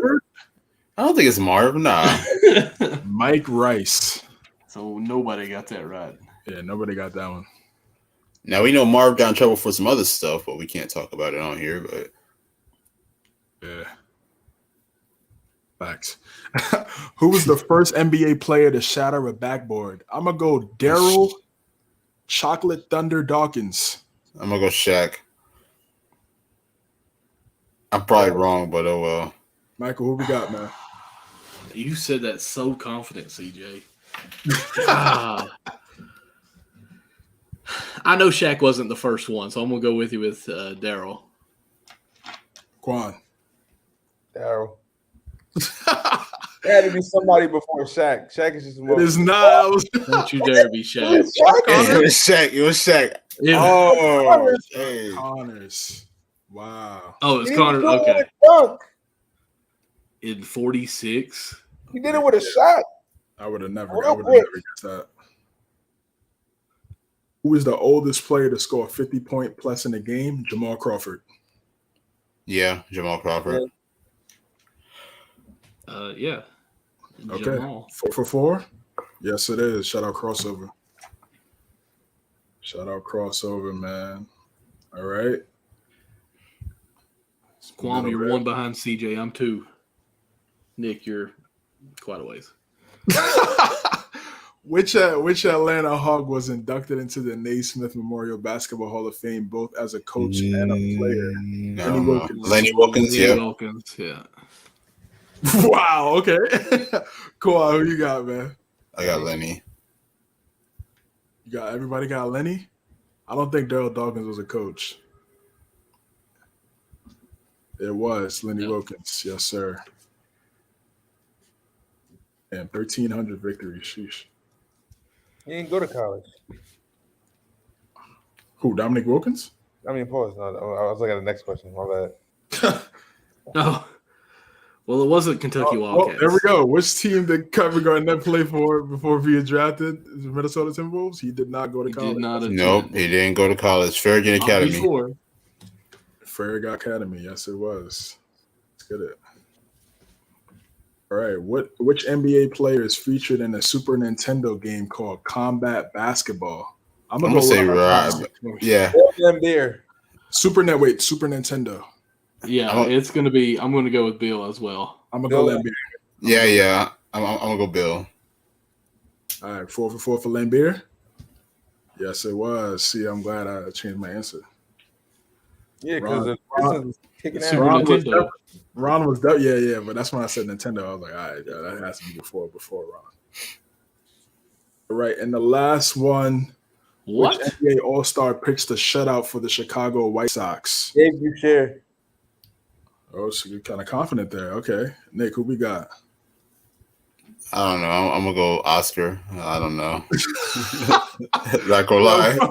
Michael, what you thinking, man?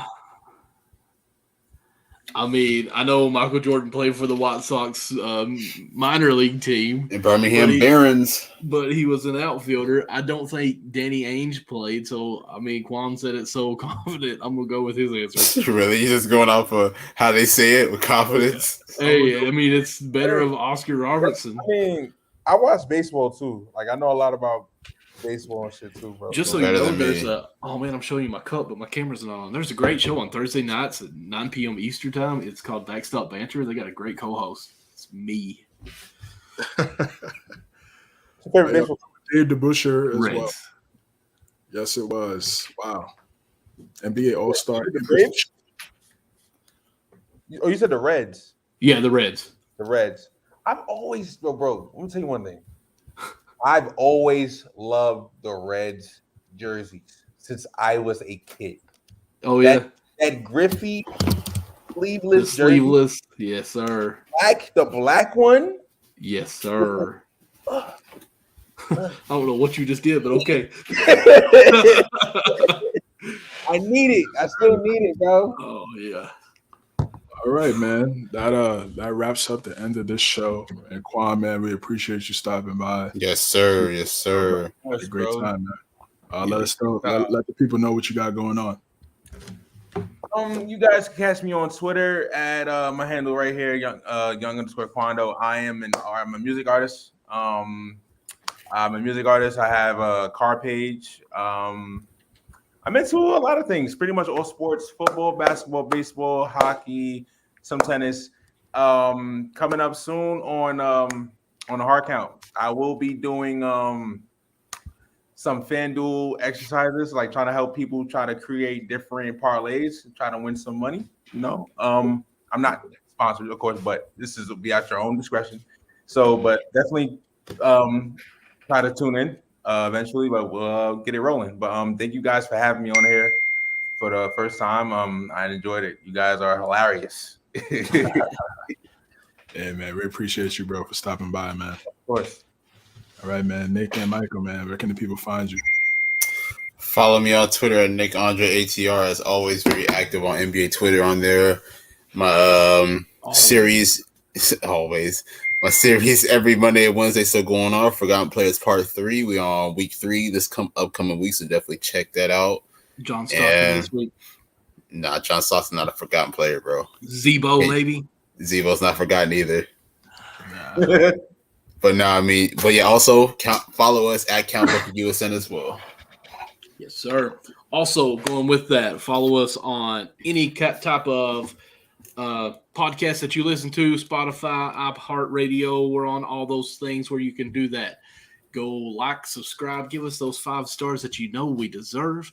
You can find me on Twitter with MDLawson00, and in there's the link to in my bio for my link tree with all the other stuff. But I will say, Backstop Banter is Thursday night, 9 p.m. Eastern time, where we do talk everything baseball with my co-host Anthony Conover, who's just made a comment there about the trivia. Sir, I'm it.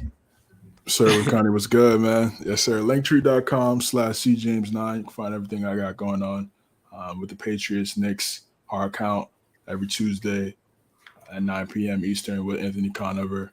I also, again, Guard Up Podcast at Guard Up Pod on IG, and Count the Bucket here every Sunday, 9:30 Eastern. Talking about everything in the NBA. Thank you guys for this episode, man. We will catch you guys next week. Deuces. Have a good one. Is there